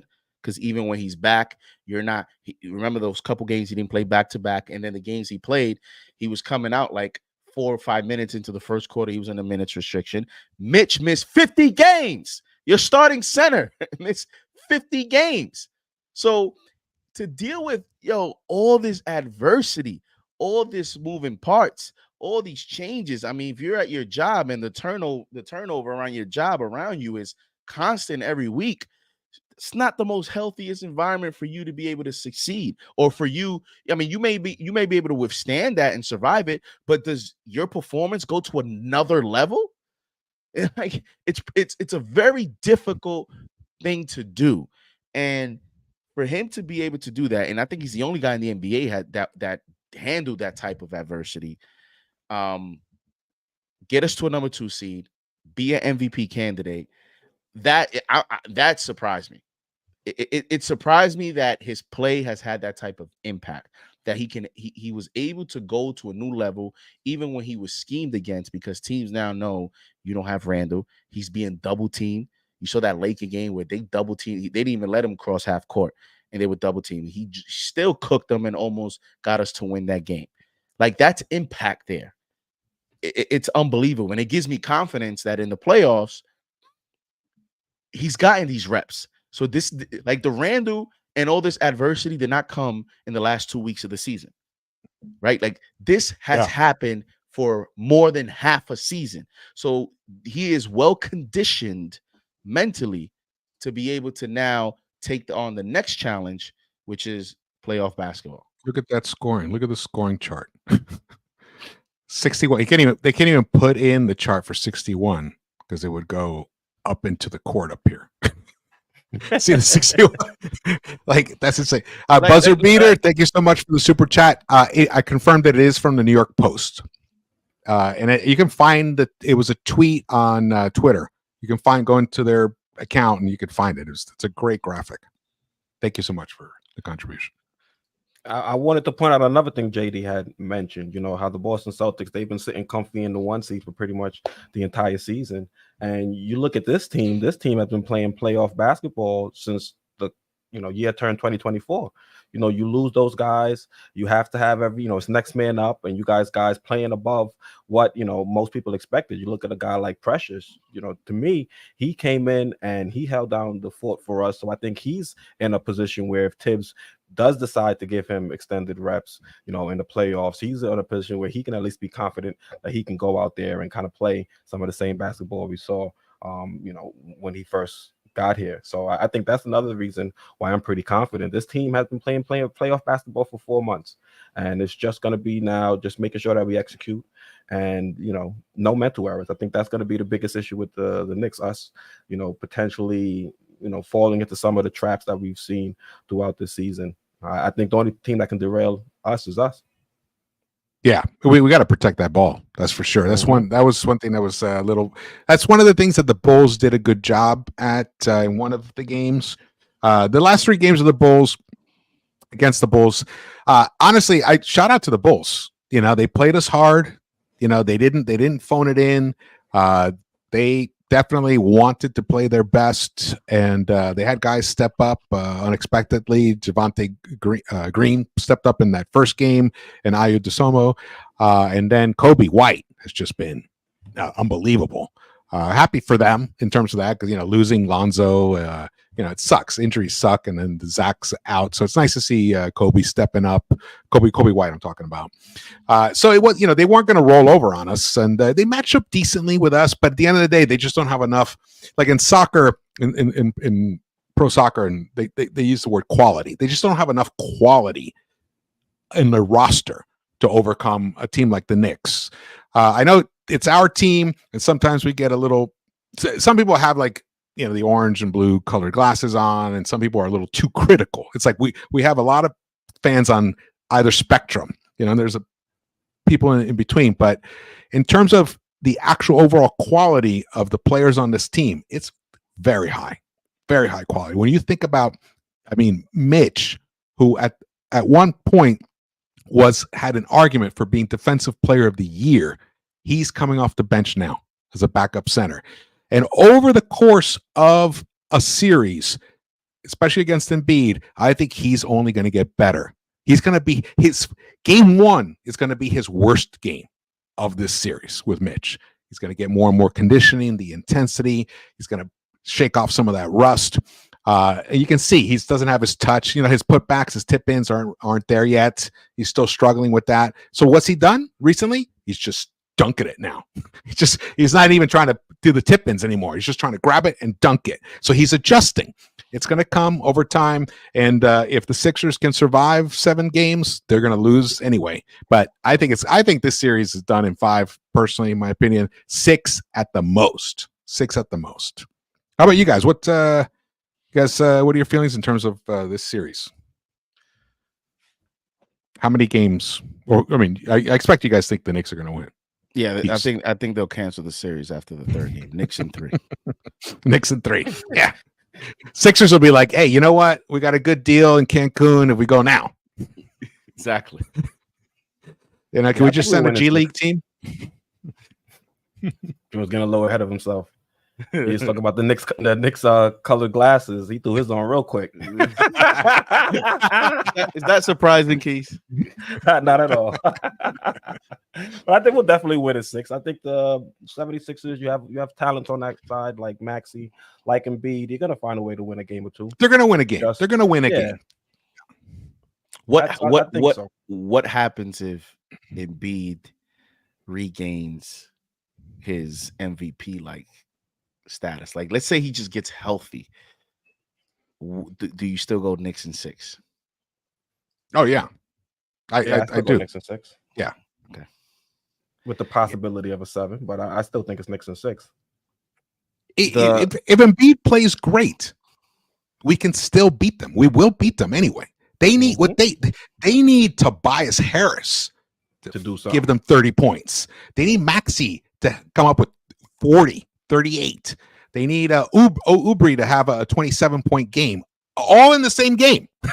You know what I mean? That's what they need. I know you're not a fan of Oubre, George. I think you're going to hate him more this series. I think when you look at, he's definitely gotten better. I think when you look at who's going to be the nagging guy, who's going to be the annoying guy, who's going to be the villain, I think Kelly Oubre is going to voluntarily participate in that because you already saw he had a little bit of a mix-up with the Knicks in last game in Madison Square Garden. You saw in the playoff game against Miami, Eric Spoelstra was not happy with him and Jimmy Butler and that whole thing. You see him playing with passion. You see him trying to be an annoying player. I think he's going to try to do something just to galvanize his team, and he's going to be. He's played a lot better with Philly than he did with Golden State. Played a lot better. He's already taking jabs in the media. Nurse unlocked him those slight ones. Yeah. Nick Nurse unlocked him a little bit. Yeah. I'm gonna go Knicks in 6.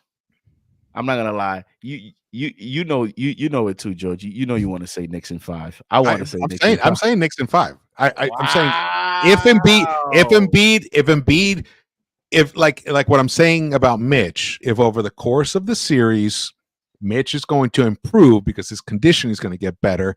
Same thing should hold for Embiid. So the key is for us to win these first 2-3 games, and then it is over by 5. But let's say we split the first 2 and we split the next 2. I can see us winning, games 5 at MSG and then going to Philly and winning game 6, and it's over in 6. That's if Embiid keeps shaking off the rust, doesn't look so hobbled, doesn't look like his grandfather out there, then I can see that. But the way he's looked, I just don't think he can. I think he's actually is just playing through pain. That's what it looks like to me. Chris Dada, we thank you so much for the super chat. What's up, man? We talked about this earlier. Totally key. The non-Brunson minutes are essential for how far we'll go in the playoffs. How about this to help with that super chat? When Brunson's not on the floor, what's the lineup that you want to see out there that you think can give us the best chance to survive non-Brunson minutes? I want me to say first? Yeah, go ahead.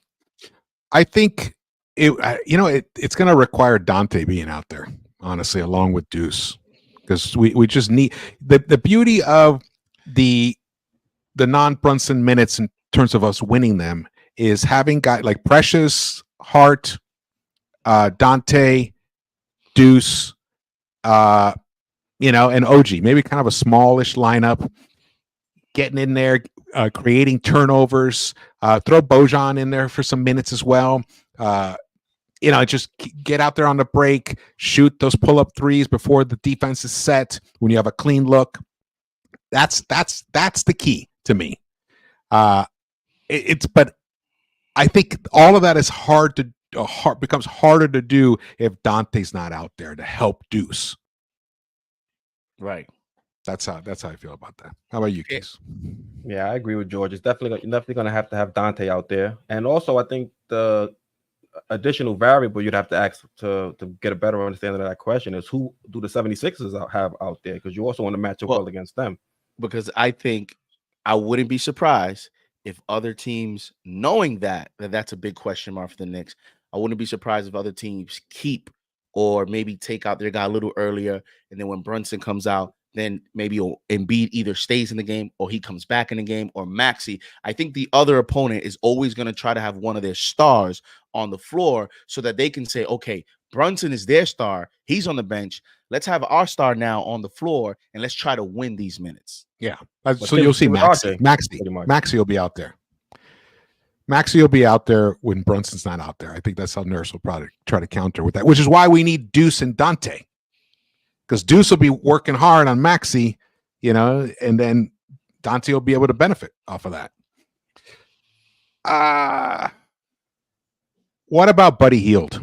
We haven't talked about him. What about him? He stinks. No, I'm just kidding. I think he's an X factor, man. Yeah. I think he could be. He could have been a Knick. He's been a Knick rumors for the last 2 years. Yeah.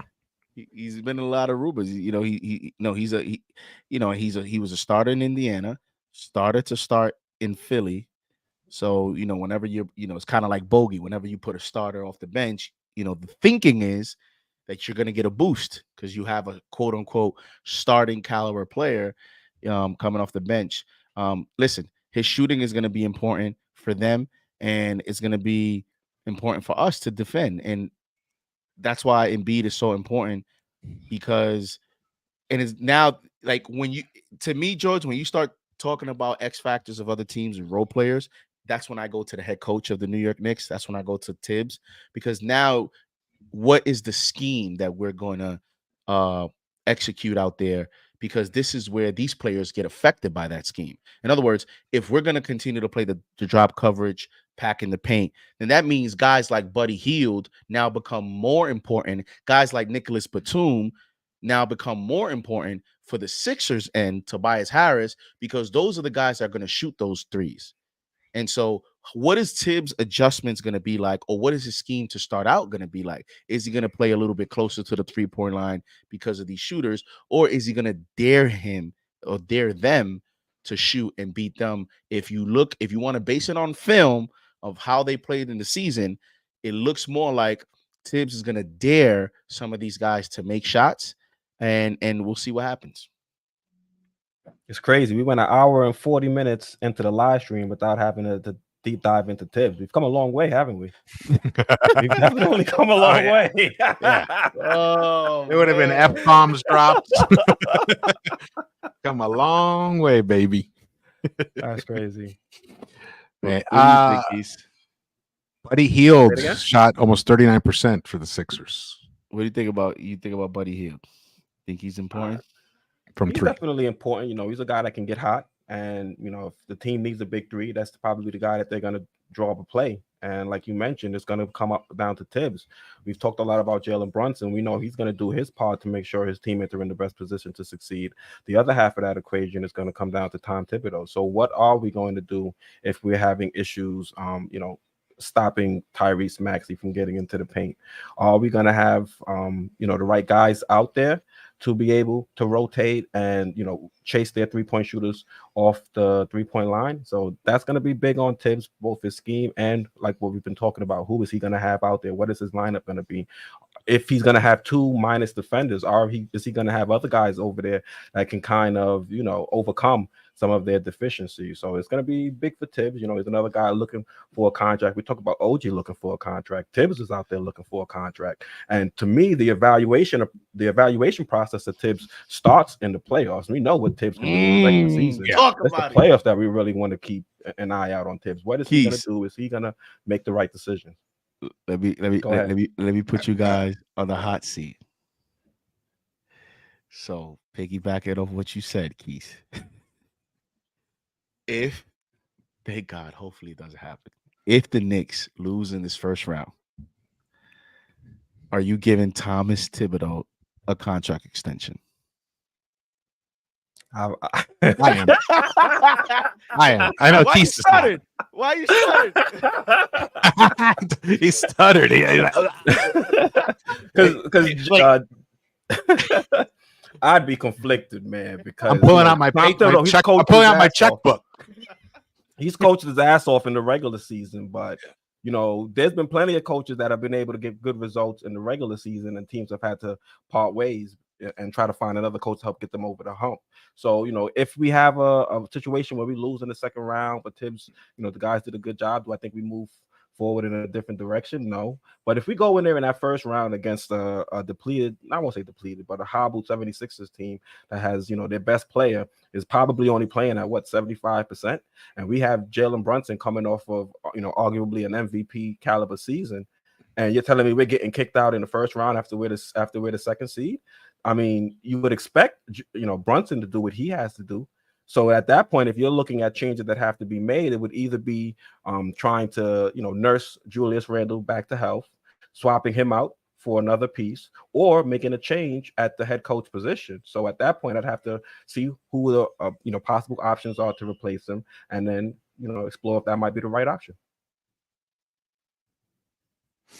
I think Thibs is safe because no Randall. Randall being hurt kind of removes that contract extension this off season. If we lose I think I will say this. This is my feeling about the contract extension. He's 66. That's the other thing you got to think about is if you even do. Yeah, but he has no other life. It's not like he's got a wife and kids and, like, you know, or grandkids. He's not gonna go join Berman in Florida and golf. No. He's probably the one who sent them that OG Anunoby shirt. Yeah. He I think it's just a matter of how much and for how long. I think if the Knicks advance, if we go to the second round, he'll basically get, or even goes further, he'll get whatever he wants. If we're ousted in 7 games, it'll limit maybe the length of his contract. If we get swept, that's a whole different story. You know, that's a whole different story. In 5. Or in 5, gentlemen. So anything, gentlemen, yeah. I honestly, I even say 6. I'll tell you, anything less than a 7-game series loss, I think it will not impact his negotiating power. And I think in some ways he might not even want to have negotiated. He wants to see, because he knows that if he gets this team to the Eastern Conference Finals, Dolan's just going to pull out the checkbook and say, here, write your own numbers in, you know, and length of years. I think that's a very real possibility. He's in the driver's seat at this moment in terms of negotiating. Yeah, I think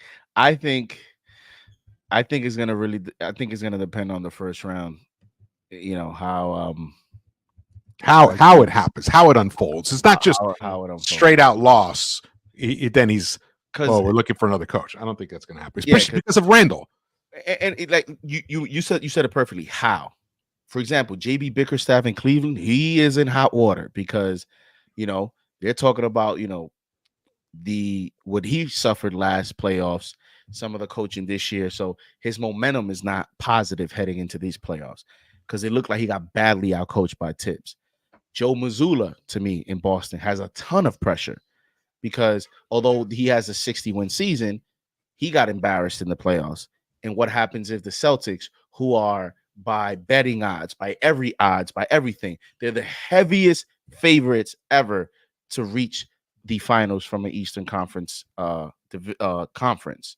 If they don't make it, you know, like there's certain circumstances that are in front of you that if you don't meet those expectations, the whole OG thing, 20-3, like how does that just disappear?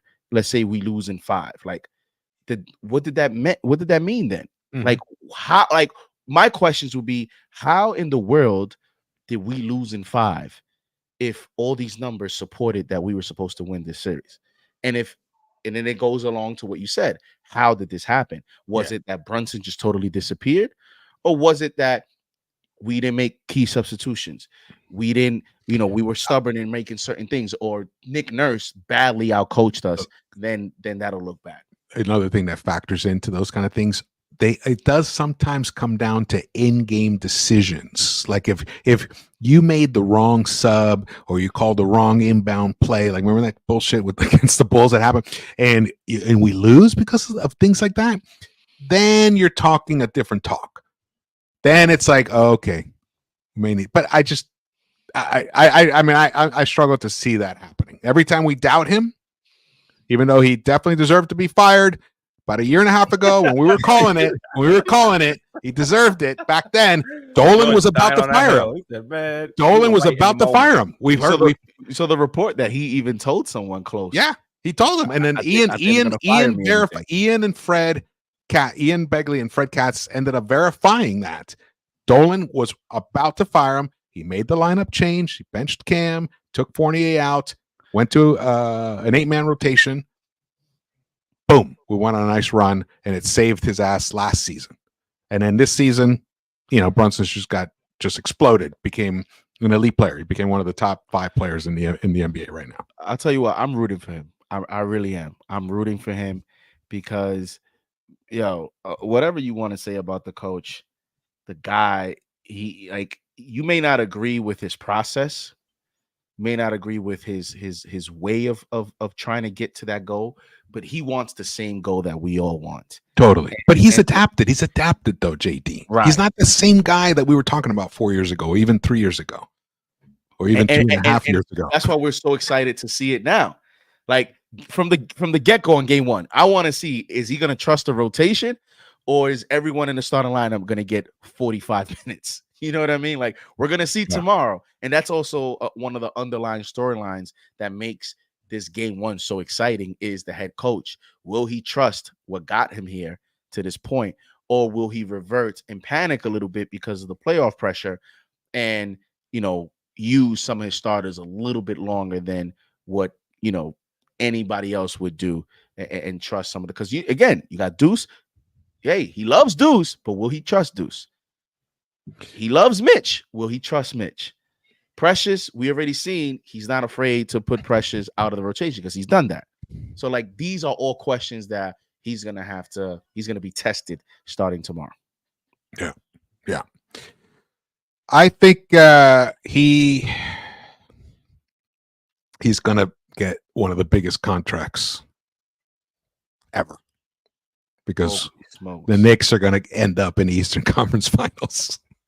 I think, and Thibs going to per year. He probably per year. Current high? Is it Monty? Per year, I think it is Monty, right? 12 million. Is it Monty at 12 or something? If anyone knows in the chat, just drop it in. Something like that. Let me Google.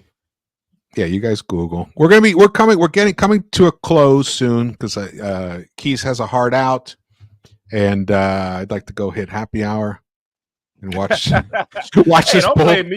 Bulls Miami game. You can continue after I left. That was definitely what she said. Yeah. Quis has a hard out. Miami's George beating the Bulls. Call symbol on the back of his wall just in case. Anytime he says something, just look at it. All right. Oh man. We have Greg if anyone knows, you guys looking up? Did you look up who's got the Greg Popovich? Oh, Pop, he just signed that one. 16 million, Eric Spoelstra 15, Monty Williams 13, Steve Kerr 9.5. Yeah, one name doesn't fit.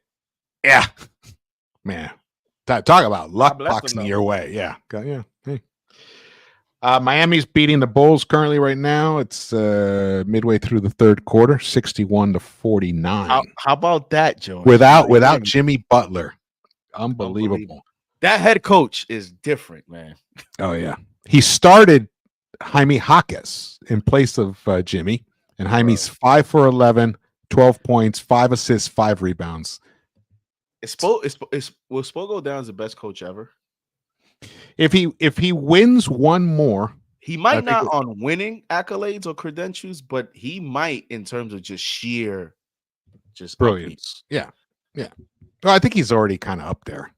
I mean, in terms of all time, in my opinion, he is. It's unbelievable. So as we're getting closer to a close here, and if in the chat you guys have anything specific to ask, just drop it in there. Is there anything, any like parting thoughts that you want to like just throw out there? It could be just about anything about the season or the playoffs, whatever it is, something that you've been wanting to talk about. Especially, I'm actually referring to you, Quis, since Quis took a hiatus this season from his incredible channel, Sports Vibes TV, which I think he'll be back next season, especially if the Knicks have a triumphant one this year. Is there anything that you've been kind of like? If they win, I might not come back because I don't want to jinx it. You can come on here then. You can come on. Yeah, right. I'll pull up. Yo, George, I got something to say. Turn the camera on. There you go. There you go. There you go. But just to close, like I've been saying, I'm just thrilled. I've been able to, just watch the games, enjoy, not be concerned about, what angle I'm going to take about, a certain game or a certain story, and just been able to just enjoy. And, the product they've put out there on the court is just something that you as a Knicks fan, you just have to be proud of. We've talked time and time again about the hoops and hurdles that they had to go through in order to be in this position. And I think the 76ers is just going to be the next name on what's looking to be a pretty historic season. And I'm just happy to be on here, chopping it up with you guys, talking about our favorite team, and looking forward to coming on again and, potentially breaking down the next series. Cool, man. How about you, JD? Is there anything? I know you talk a lot. You're everywhere. You're everywhere. He's everywhere. He's always got room to talk and share. But there's always, there's stuff that the three of us talk about. That's we keep in house. We don't share. But is there anything that off the top of your head or just been stewing? You've been stewing on that? Listen, the most I'm looking forward to, me personally. Well, there's two things. One is I'll be interested to hear what you guys think to close out. What's another series around the NBA that you're most looking forward to that you think is the most intriguing? But from a Knicks standpoint, Brunson, I think this is a prime opportunity for him to increase his legend. I think this season, and I said it last season, the momentum was going to be on his side for this season when we talk about the All-Star game. Now he's gotten that. Things are elevating. His marketing. He was top 15. He made. I couldn't believe it. He was 15th in the whole NBA of jersey sales in the second half of the season. So, when you look at some of those names like that, he was higher than. It's like, wow, like everything is coming together for him from a fan standpoint, from a marketing standpoint, off the court, on the court. And now getting a first round opponent like Philadelphia, national TV, national spotlight. This is an opportunity now for him to reach like that. No doubt about it. Next season, everybody's voted him first team. Everybody's voted him all-star starter. Like it's going to continue to go up and up. And he needs to have a great playoff run to do that. And I think he will. And I can't wait to see it because everybody like, oh, this and that, all the haters, all the trash talkers, this guy's going to come into your building and literally be the best player on the floor. And I can't wait to see it. Absolutely. That I'll tell you. And I have talked about it because obviously I get to talk a lot as well and share my thoughts and feelings, but have to. Oh, thank you, Chris Dada. I'll bring it up in a second. Have to. We all have to adjust how we interpret what Jalen Brunson actually is. That's why the Becky Hammond comments were so interesting. And I didn't really talk about it at the time because what she was saying is in general is absolutely true. Absolutely true. You can't really go far. You can't win it all with someone who's under 6'7" as your most important player, as your best player. You just can't. 6'7", bro. You got to take that back. That's 6'6", 6'7". What did she say? I don't remember. What did she say? She had the cutoff. I don't know, remember. but you can't say 6'7". She Kobe didn't was say 6'6". 6 anything. She just said like Short. She said a short player. Yeah, like him, Iverson. She said a really small guard. You're right. I mean, Michael was 6'6". Yeah. So whatever. She said a small guard. She stressed that. But we've seen throughout history that there are outliers. Isaiah Thomas, Allen Iverson. Now they didn't win it all, but they went to the finals. I mean that team. He'd like willed that team to the finals. Him and Larry Brown and all the other trinkets they had. Eric Snow and 6'3". Do you count Curry? Steph Curry 6'3". Yeah, but Steph Curry is an outlier in terms of I think she meant like 6'1", 6'2", like a 6 foot guard is what she was talking about, which is what Isaiah Iverson and now Jalen Brunson. Jalen Brunson has ascended to that level. There's absolutely no ifs, ands, or buts about it. He is on the level of an Isaiah Thomas, on the level of an Allen Iverson. That's who Jalen Brunson is. He is a bona fide 1A, and he can lead us to the promised land. We can win it all. Now, this year, we shall see. But he is the piece. We already have it. Now we need to, we'll see how this unfolds. But we are there. We have an incredibly special player. I'm not going to use the word generational because that's a different connotation. But in terms of being an elite small guard that can lead a team to the finals, Jalen Brunson is that kind of player. And that was never, ever foreseen by anyone. And the fact that that's happened here for us in front of our eyes, night in, night out, is that's beautiful. That's one of the reasons why I'm a basketball fan. That's why I fell in love with the game to begin with. As a kid, of course, watching the 70s Knicks, the Clyde Knicks, my favorite and everything. But even that was a little different style. Then, boom, you get Bernard King doing incredible things. You're like, wow. It's just I'm so happy for young kids in New York getting to watch this guy play night in, night out, have someone to look up to, and the fact that he's not a burner. He's a Brunson burner, but he doesn't beat you because he's faster than everybody else. Like Iverson was faster than everybody else. Isaiah was faster than everybody else. And Isaiah was a great defender as well. So that also gave him the extra plus on that side. Like Brunson isn't that. He does it through craft, through tenacity, he has an A++ mind in terms of situational awareness. You can see it when he's bringing the ball up. He looks at the clock. He looks at the defense. He side glance to Thibs, and then he sizes up the situation. What does he do? Sometimes just step in, boom, pull up 3-pointer, sinks it. Sometimes he fakes it, dribble handoff, comes back around, gets it on the other end, drives. I mean, he's like a surgeon out there. And we cannot downplay that greatness at all. I'm just disappointed because he's also one of the biggest liars in recent memory. Liars? Yeah. I mean, because he lied to us. He played with our emotions. His introductory press conference, he says he wasn't a savior. I don't think he even realized it, honestly. he turned out to be one. Yeah. I don't think he saw it himself as that. And so then, give shout out to Thibs. Shout out to Thibs to be able to be there and help guide him to become what he's become. It's just fabulous. What's the series around the NBA y'all most looking forward to? Well, before we get to that, shout out to Chris Dada. Another super chat. Thank you, man. He says Thibs decided that if he was going to go out, it was going to be on his own terms. Benching all of the Rose players and playing his guys was the ticket. Then we got Thibs guys, Hart and Dante. Yeah, there was a rocky period there. The signing of Cam, trying to force that, the Kemba signing. Fournier, he definitely embraced the Fournier situation, and he gave us some good production for a season.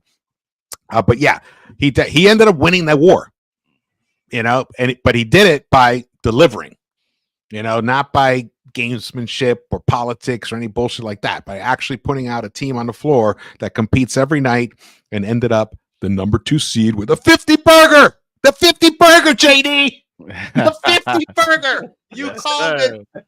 It took Yes, 3 sir. years, but you called it. Better late than never. George looks more excited than you do. I know. Because you know why? Because I've been the one. And everything. I've been the one waiting so long. Shit. I have my grill in storage. I've been getting tired of waiting, and finally happened. Man. So, but around the NBA, what's the series you guys are most looking forward to? Keith, you wanna? As a fan, probably what Clippers Mavs. I think that'll be a pretty interesting match. That's gonna be an interesting series. Mm-hmm. And then if you're talking about as a Knicks fan, just because of our interest, it'll be Bucks Pacers, because I think the Bucks are food right now, and the Pacers, we could smoke them. If we had them in the first round, it would have been an easy win. It would probably be 6-2 with them. Yeah, that could be. It's funny, low key point right there. That's a prime opportunity that could develop for the Knicks if we can get past the series. The Bucks right now are very, very vulnerable. I'm gonna go, and the Pacers have their number. Yeah. On top of that, I'm gonna go Lakers Nuggets for me. Yeah, why is that interesting to you? Because I think I saw the Lakers play against the Golden State, and when AD is doing his thing and LeBron's doing his thing, they can be a good team, but I don't know, man. AD tends to disappear. He's one of those guys you can't count on him for an entire series. I just love watching the great players going against each other, no matter what their teams are. So you have the whole AD, LeBron, Jokic, Murray, and then there was a lot of those games last year in the playoffs were close. They were down to the wire. They were close games, and it was one of those sweeps that it was like a close sweep here and there. A few games could have went either way. So I'm just wondering if now they do got Gabe Vincent back. He's a playoff player. He played well in that playing game for the Lakers. So I'm just interested to see now with Darvin Ham. I don't think he's that good of a coach. So that could kill that. Malone is going to completely coach circles around. I guess from just a star standpoint, Lakers, Nuggets, but just pure basketball. Clippers, Mavs is up there, and then that Timberwolves Suns is going to be interesting too. That was the one I was going to say.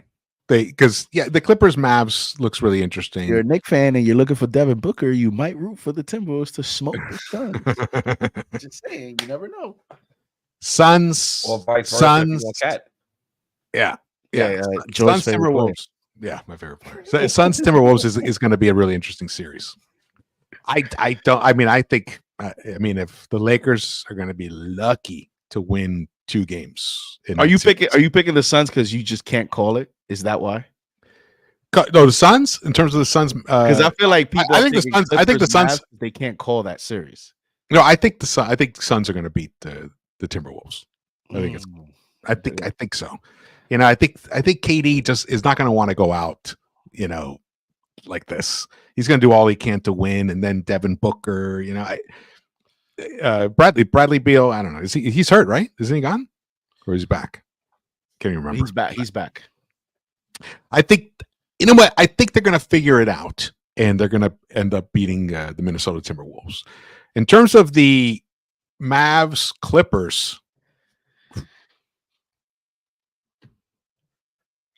I don't know, man. It's hard to go against Ty Lue.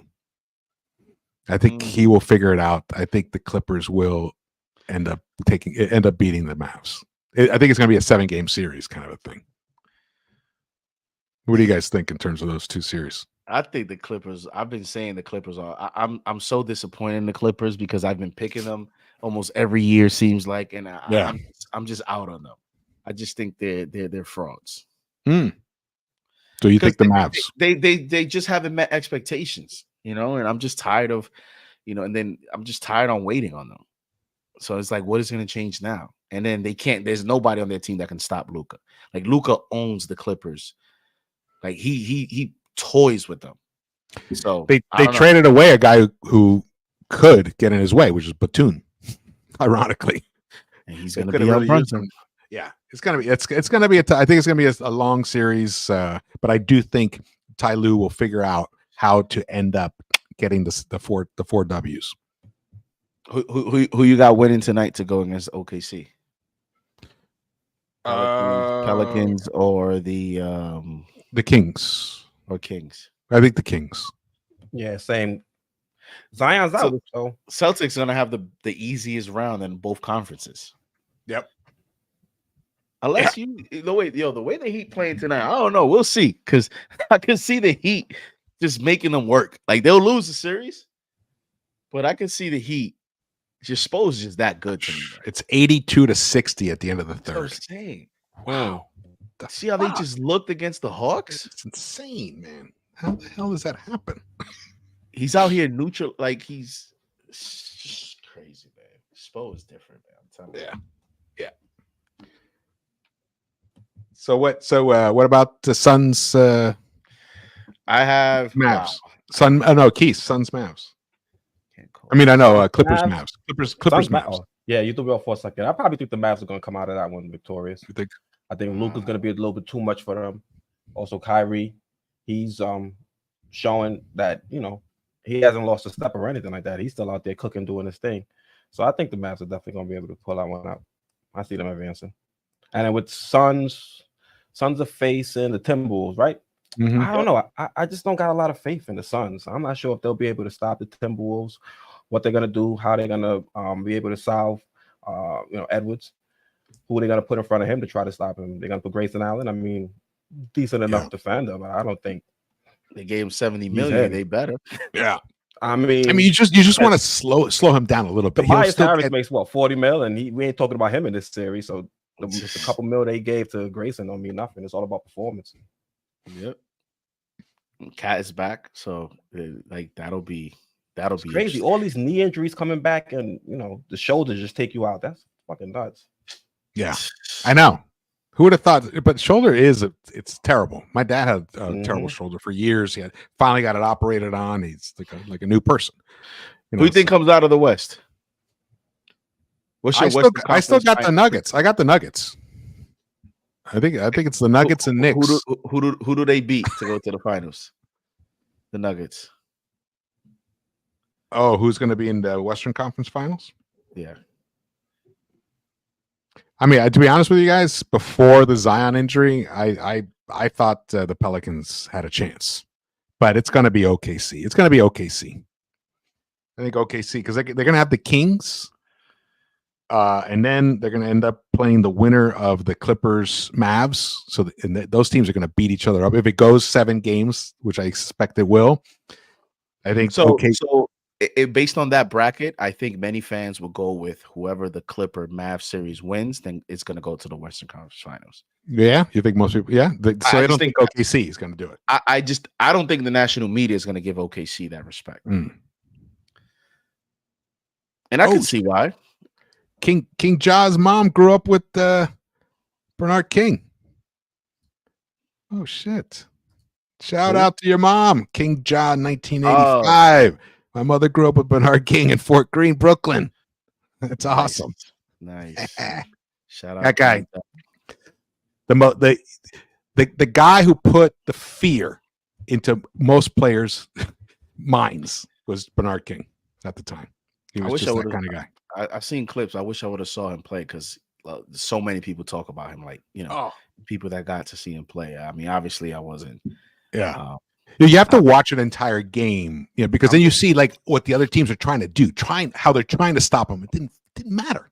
I'm Sprewell Houston era. I'm not before that. Yeah, I'm just watching YouTube clips and reading articles and doing research. Like this guy Richie Guerin. Who in the world is that? Yeah, I know. He's in all the records. He's before all of our times. I'm like, who is this? Every single record, every time I see Jalen Brunson's done this, Richie Guerin right at the top. And I'm like, how come nobody talks about him? And then I looked at the year he played. I'm like, that's probably why. Yeah. He was all the way before time. Clyde, was, Clyde mentioned the world was created.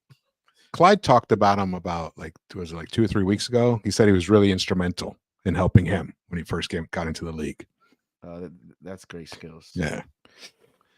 All right, guys. This has been awesome.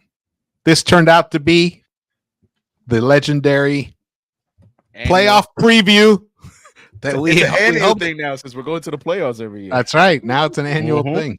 Man, I'm hyped. I'm hyped. It's important. It's crucial that we win that first game tomorrow. Is it a must win? It's not a must win. It's a crucial win.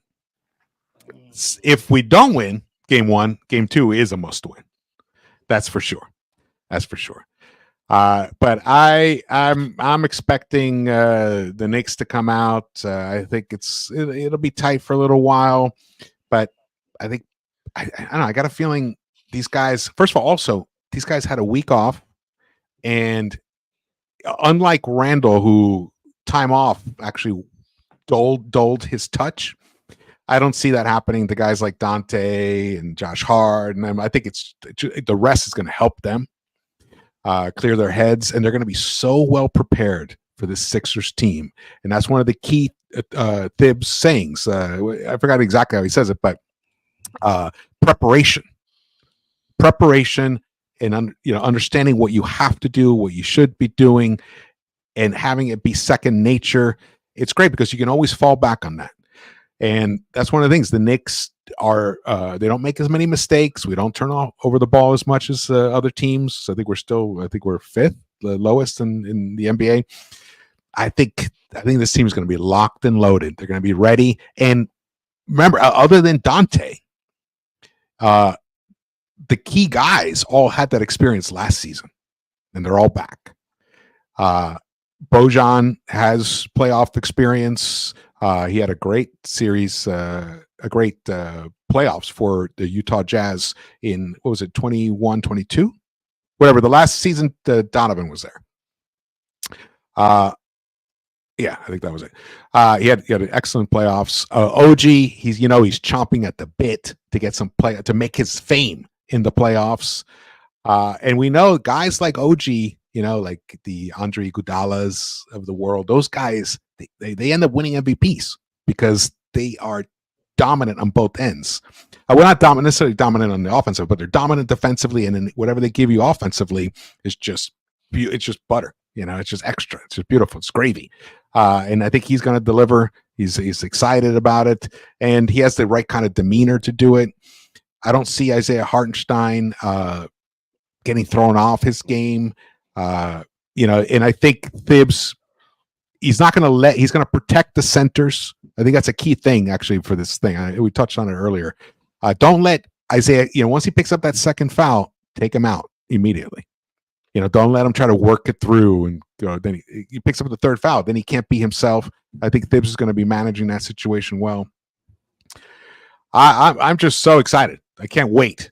Cannot wait for tomorrow. By this time tomorrow, we will be celebrating game 1 victory. Watching the Laker Nuggets game and then the fight later that night. So tomorrow you got the Ryan Garcia fight. So you going to the fight or you just watching? No, I'm not going to the fight. Okay. No. Where's that? Where's it at? It's in Barclays. Oh. It's going to be a crazy Saturday in the city. The whole city's on fire tomorrow because of the events, the playoffs. And the Garden's going to be rocking. I can't wait, man. I'm having my volume. And then right, you said Nuggets Lakers too. Ooh, that's gonna be fun. And I mean, the great thing about a day like tomorrow is because our game is at 6, you get 2 games before that because the games start early. So it's like, and me as a younger version fan, I wake up and sometimes you can't even sleep. I mean, that's how diehard of a fan I am. I just think about it. I start watching highlights. I amp myself up. And then once the morning gets here, you eat your breakfast, you're pumped up. First thing I'm doing is I'm messaging George, it's game day. And then he's like, wake the fuck up. Yeah. at 9 a.m. I'm always saying, I wake up. There's like 15 text messages, and these two guys going back and forth about something. I was like, "What the hell happened?" At 9 a.m., I'm like, "Yo, 9:30." I'm like, "Where the fuck is George?" And I forget. At that time it's 6:30 a.m. in California. I keep thinking he's on the East Coast, and then you start to get amped up on game day, waiting for the day to be able to get a game at 1:00 Eastern time for you, George, when you wake up. I mean, that's great because it'll help with the waiting. And then here we go. Oh yeah, for me it's like right away, 10 a.m. The first game is 10 a.m. You got what is it? What's the schedule? Is it Cleveland? I think Cleveland's up It's first. the Cleveland, the Cleveland game. Cleveland, No, what is it? Yeah. You got Orlando at Cleveland, and then at 3:30 you got Phoenix, Minnesota, and then you have Philly, New York, and then Lakers, Nuggets. Those are the 4 games tomorrow. Beautiful. I can't wait. I mean, this is my favorite time of year, man. I love the first round of the playoffs. Yeah, no more BS narratives, no more season narratives. Now it's put up or shut up. It's put up or shut up time. Let's go. Let's do it. Can't wait, man. Shout out to the chat. Thank you guys for being with us this whole time, man. It's been a robust discussion. I've been looking at it here and there. Some great stuff. APAP, shout out to your grandfather. He was Kareem Abdul-Jabbar's barber when he was Lou Alcindor. He was a kid. Shout out to Lex the Destroyer for holding it down for me here, man. Best mod around. King Ja. James Buckley's in the house now. D-Nice, what's up, brother? Connor Toolin, thanks for the shout out there. Oh, man, a great show. Look, we get past, which we expect to. Maybe we can pull this together again for the Bucks or Pacers matchup. I got. All right, I'm not gonna keep going. We're gonna shut it down. Yeah, because you're going off the rails now. I go off the rails. I get all hyped up. We're getting the wild George now. Yeah, man. Hey, Quis, you want to shout out anybody or send tell them what's going on with you? Shout out John Talento, Lex the Destroyer, Brightest Future. Thank you all for tuning in. Really appreciate the support. Like you said, George, hopefully we'll be able to do this again for the next round. Fingers crossed. Don't want to look too far ahead, but like we've all discussed, I think we're pretty confident that we can, emerge from this series victorious. Shout out to JD doing big things over there on Knicks Fan TV. Make sure you guys are tuned in. He'll be headed over there next. And George, I'll be looking forward to your post game recaps for the playoffs. Oh yeah, I can't wait. Yeah, it's gonna be a wild one tomorrow. I can't wait, George. I can't wait for the post game, those playoff recaps. Oh man, it's gonna be fun. It's gonna be fun. I can't wait, man. Rudy Pooty asks, "Where's Foxy?" Foxy is taking it easy. Foxy's taking it easy. He's writing. He's enjoying his life. He's no longer doing lives. Yep. Yeah. Shout out to Foxy. Oh, we got Monarch Smart TV. What's up, brother? Good to see you. Here we go. All right. You see anybody else who missed here? You call that John Talento. Cool. Chris Dada. Thank you so much, brother. Shout out John Talento for sure. Brightest Future. Oh man. All right. Yeah, we had over 200 in the chat at one point. Still going. Nice and strong. If you guys haven't subscribed to this channel, please do so and hit the thumbs up button for us and drop your comments and follow Quis on Twitter and JD on Twitter as well. He puts out some great tweets. And don't forget to follow me on Twitter as well. It's just at Knicks-Verse. And also share the video. Share this video. That helps grow the channel. We're up over like 8,500 subscribers now. Want to get to 10,000. I do think if the Knicks keep going further, it's going to get even crazier. It's going to get even crazier. It's going to be so much fun. Look for the post-game recap tomorrow.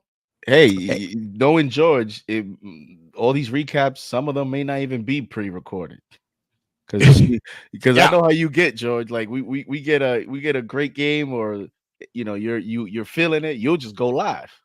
Yeah, sometimes I go live. Yeah, I did after I forgot which game, just recently. Yeah, and it's been great. Had a great turnout. So actually, it was after the last Bulls game. That was fun, man. So make sure you have your notifications turned on to all. Yes, turn on the notification bell, especially now because it's such a random time of year. All right, man. Lex, thank you so much, brother. All right, thank you guys for showing up. This was a great discussion. about the Knicks. We talked about almost everything you can think about with the Knicks. We even talked about Tom Thibodeau's potential contract. Man. And even Alfred Payton's name popped up. All right. Oh, here's one final question. One final question. Do you think Alec Burks will see any minutes in these playoffs? Oh God. I think with that question, you just want us to stay live till game time tomorrow. Is that what you want to do? Oh, if anybody knows me at Knicks Fan TV with CP, oh God, Alec Burks. I'm gonna make it quick. I feel bad for him. He looks so lost. You ever been to Dunkin' Donuts? Yeah, there's one in my corner over here. Yeah, you see the shapes of those donuts? Can you make out the number of that? Can you make out how it looks? That's how many minutes he's gonna get. There you go. Zero. Yeah, and he doesn't deserve it. And if he is getting minutes, it means we in trouble. Yep, big trouble. Something went horribly wrong. Yeah, he's so bad that not only does Deuce have to bomb it, I think Bojan has to. I think multiple people in the bench have to bomb it. Before he gets a look in the playoffs. Yeah, I don't even think he plays because of another person's bad performance. Somebody has to be literally unavailable. Yeah, maybe that are garbage minutes.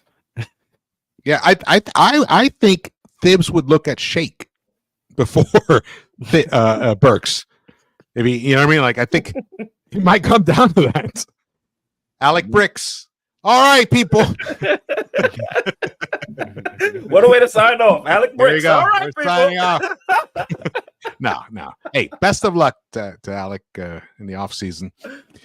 All right, guys. I will see you around tomorrow night. The Knicks-Verse. Let's go, Knicks. Let's win tomorrow. Let's fucking kick the Sixers' ass. Let's go.